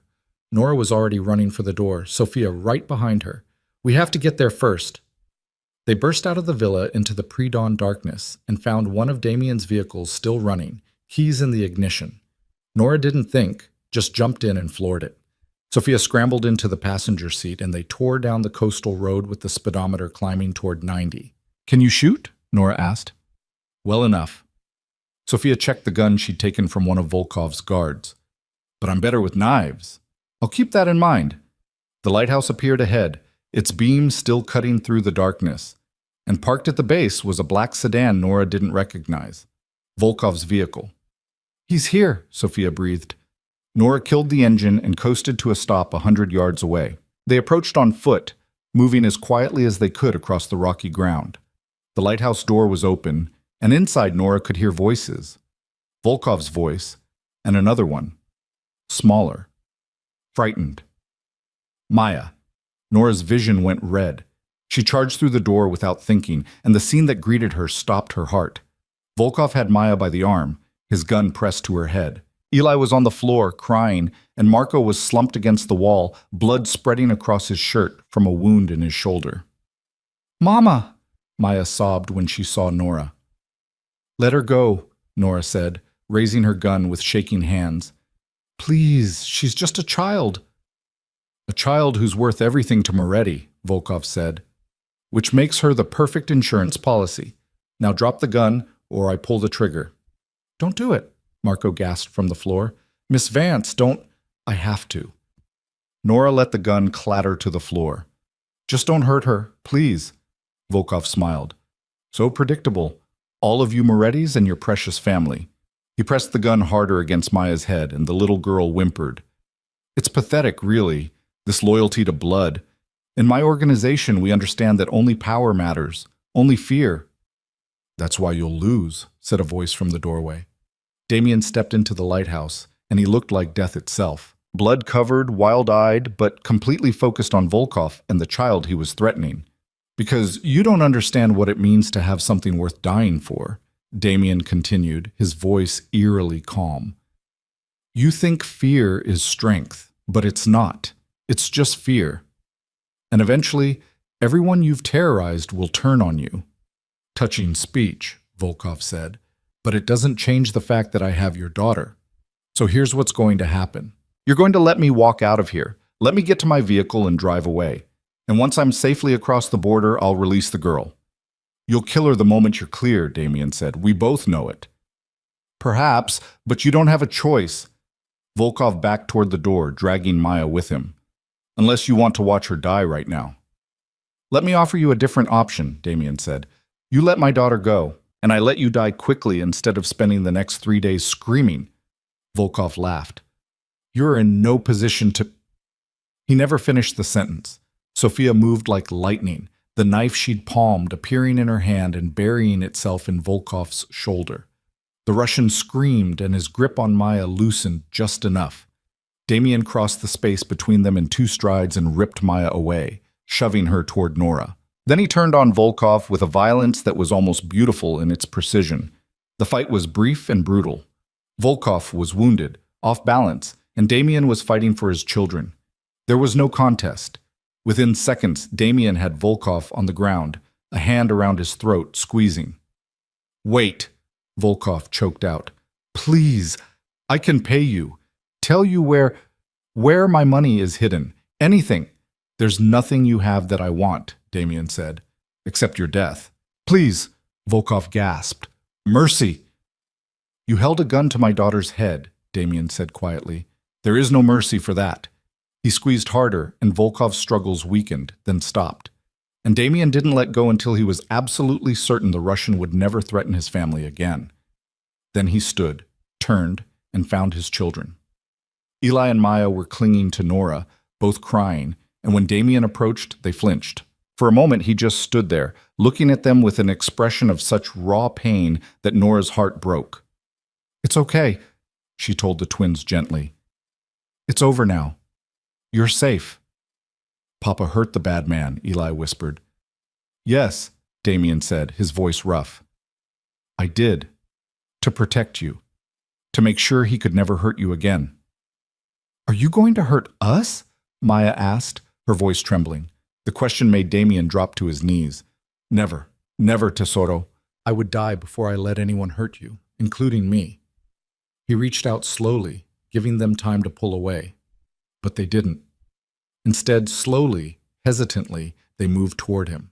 And when Maya's small hand touched his cheek, when Eli leaned against his shoulder, Damien closed his eyes and wrapped his arms around them both. "I'm sorry," he whispered. "I'm sorry you had to see that. I'm sorry for all of it." "It's okay, Papa," Maya said, her child's logic simple and pure. "You saved us." Nora watched them, this killer, and these innocent children, and understood something fundamental. Damien was both things at once, the monster and the protector, the threat and the shield. And the twins, young as they were, understood that in a way Nora was only beginning to. Sophia was helping Marco to his feet, and he waved off her concern. "Just a flesh wound. I've had worse." "You let him get past you," Sophia said, but there was no real accusation in it. "He cheated. Shot me from behind like a coward." Marco looked at Damien. "Boss, I'm sorry. I failed." "You kept them alive," Damien interrupted. "That's all that matters. Can you walk?" "Yes, sir." "Good. Then let's get out of here before the police show up. We've got a mess to clean up." The drive back to the villa was surreal. Nora sat in the back seat with the twins sleeping between her and Damien and watched the sun rise over the Mediterranean. The night had felt endless, but dawn came anyway. It always did. At the villa, Isabella was waiting, and when she saw them, saw Damien and Sophia alive, saw the twins safe, she collapsed in relief. Damien helped her to a chair while Sophia started giving orders to the cleanup crew. "Is it over?" Isabella asked. "Is Volkov—" "Dead," Damien confirmed. "It's over, Mama." "And Luca?" Damien's expression tightened. "He was never there. Volkov was bluffing, using our hope against us." Isabella closed her eyes, and a single tear tracked down her cheek. "Then my son is still gone." "Not forever," Damien said. "I'll find him. I swear to you, I'll bring him home." "How can you promise that?" "Because I didn't believe I'd ever find Nora or the twins," Damien said, looking at them. "And here they are. Miracles happen, Mama, even for people like us." Over the next few days, the villa slowly returned to order. Damien's men repaired the damage, replaced the windows, scrubbed away the bloodstains. The twins explored the gardens and played with the horses, slowly forgetting the terror of that night in the lighthouse. Children were resilient that way. Nora wasn't so lucky. She still woke up with nightmares, still jumped at sudden noises. But Damien was there, patient and steady, and slowly the fear began to fade.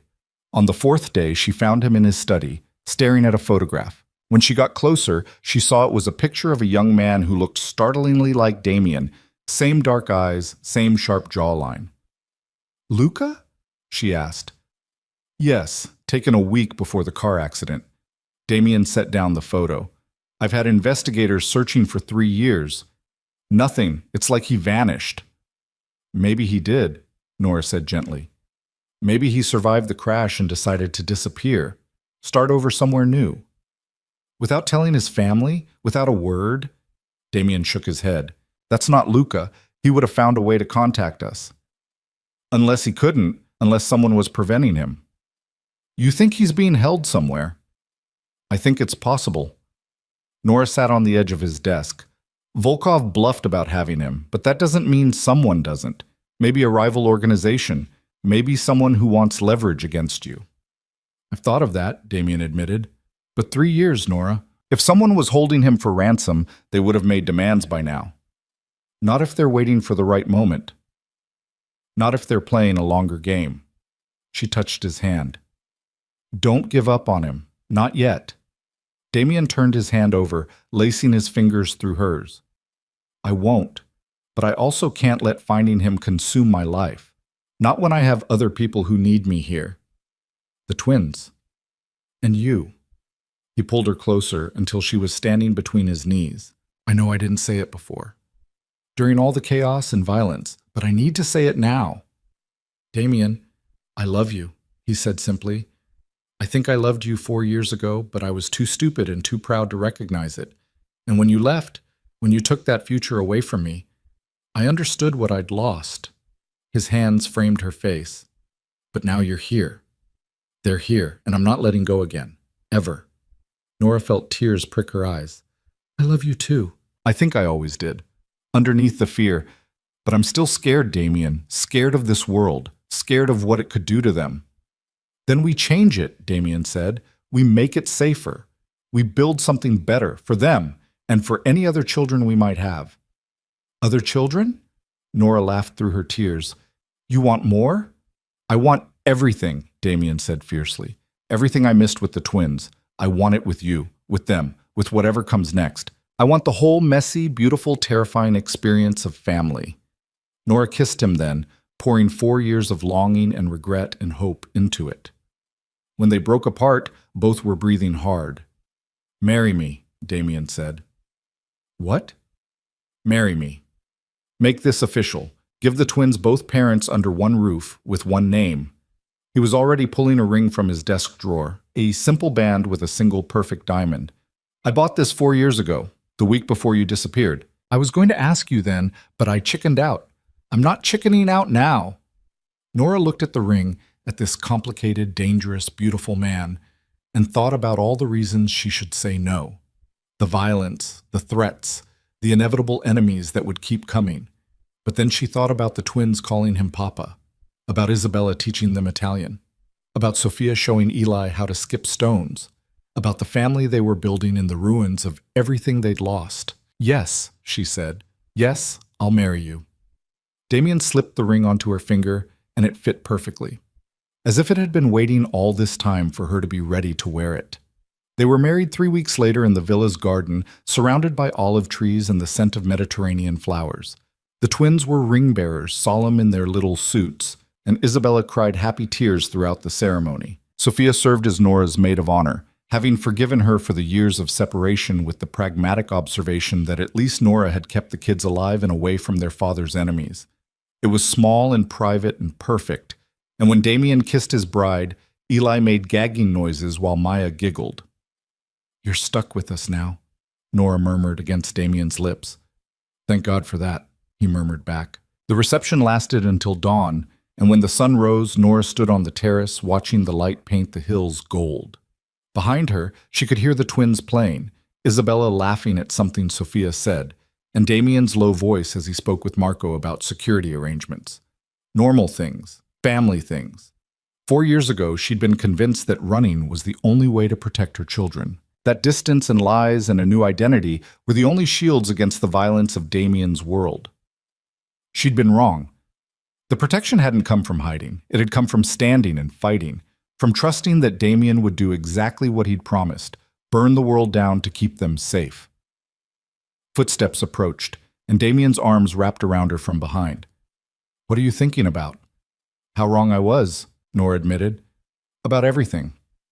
Not everything. You were right that they needed protection. You just chose the wrong method. And what's the right method? This.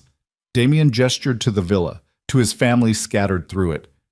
Building something strong enough that nothing can tear it down. That's how we protect them. Not by hiding from the world, but by making the world think twice before it challenges us. Spoken like a true crime boss, Nora teased. Spoken like a father, Damien corrected. There's a difference. A week later, Damien got the call he'd been waiting 3 years to receive. One of his investigators had found something, a lead on Luca's whereabouts. A clinic in Switzerland that specialized in traumatic brain injuries. A patient admitted 3 years ago after a car accident, no identification, no memory of his previous life. A patient with Damien's eyes and Luca's fingerprints. They flew to Switzerland the next day, bringing Isabella and leaving the twins with Sophia and a security team. The clinic was in the Alps, all clean white walls and professional calm, and the director met them with cautious optimism. "The patient we believe to be your son has made remarkable progress," she said in accented English. "But his memories are fragmented. He knows his name is Luca, knows he had a family, but faces and specifics elude him." "Can we see him?" Isabella asked, her voice trembling. The director led them to a sun-filled room where a man sat by the window, reading. He looked up when they entered, and Nora heard Isabella gasp. It was Luca, older, thinner, with scars along his temple that spoke of serious injury, but unmistakably him. He studied them with polite confusion. "I'm sorry, do I know you?"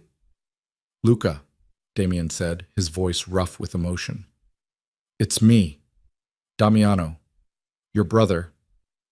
Something flickered in Luca's eyes, recognition, maybe, or just hope. "Damiano," he repeated slowly. "I've dreamed about someone with that name. Dark hair, always protecting everyone." "That's you, Caro," Isabella said, moving closer. "That's your brother, and I'm your mother. We've been looking for you for so long." "I'm sorry I don't remember." Luca's frustration was evident. "The doctors say the memories might come back, or they might not. I'm sorry." "Don't be," Damien said. He sat down across from his brother, mirroring his position. "We have time, all the time you need. We'll help you remember, or we'll make new memories, whatever you need." And they did. Over the next months, Luca slowly returned to them. Some memories came back in fragments: a childhood game, their father's voice, the smell of Isabella's cooking. Others were gone forever, lost to the trauma. But it didn't matter, because the important thing was that he was alive, he was safe, and he was home. The twins took to Uncle Luca immediately, climbing on him and demanding stories, even though he couldn't remember most of them. He would make them up instead, wild tales that had the children in stitches, and slowly he began to smile again, to laugh, to heal. 6 months after the wedding, Nora discovered she was pregnant. She told Damien on the terrace where they'd been married, and he picked her up and spun her around with a joy so pure it made her dizzy. "Another one," he said wonderingly. "We're having another baby. Are you happy?" "Happy?" Damien set her down carefully, his hands on her still flat stomach. "Nora, I'm terrified and thrilled and so grateful I can barely breathe. This is everything I never thought I'd have." The baby came in the spring, a girl with Nora's green eyes and Damien's stubborn chin. They named her Luna for the moon that had been full the night they'd escaped to the lighthouse. And when the twins met their sister, Eli declared her too small, while Maya promised to teach her everything she knew. Life settled into a rhythm. Damien still ran his empire, but differently now. He was more careful, more strategic, choosing his battles instead of fighting every war. He built schools and hospitals, funding them quietly through shell corporations. He created jobs and opportunities, building legitimate businesses alongside the criminal ones. "I'm trying to leave them something better," he told Nora one night, watching the children sleep. "So they have choices, so they can walk away if they want to. And if they don't want to, if they choose this life anyway, then I teach them to do it right," Damien said. "To protect instead of destroy. To build instead of burn. That's all any father can do. Give his children the tools and pray they use them wisely." Nora looked at the ring on her finger, at the man beside her, at the family they'd built from the ashes of her fear and his loneliness. And she understood something fundamental. She'd spent 4 years running from Damien because she'd been afraid of what he was. But what he wasn't the whole story. He was also a father who would die for his children, a son who'd searched for his brother for 3 years, a husband who'd burned his world down to keep his family safe. He was complicated and contradictory and flawed, just like everyone else, just like her. And maybe that was the real lesson, that love wasn't about finding someone perfect. It was about finding someone worth fighting for, worth forgiving, worth choosing over and over again, even when it was hard, especially when it was hard. Outside, the Mediterranean sparkled in the afternoon sun. In the garden, Isabella was teaching the twins how to make pasta, while Luca watched with a smile that was slowly becoming familiar again. Sophia was on the phone coordinating Damien's latest legitimate business venture. and Luna was sleeping peacefully in her bassinet, tiny fists curled against her cheeks. Normal things, family things, the things Nora had been running toward all along, even when she'd thought she was running away. "What are you thinking about?" Damien asked, pulling her close. "That I'm glad I came back," Nora said honestly. "That I'm glad you found us. That despite everything, all the fear and danger and chaos, I wouldn't change any of it. Not even the part where you had to hide for 4 years?" "Not even that," Nora said, "because it brought us here. To this moment. And this moment is perfect." Damien kissed her temple. "It really is."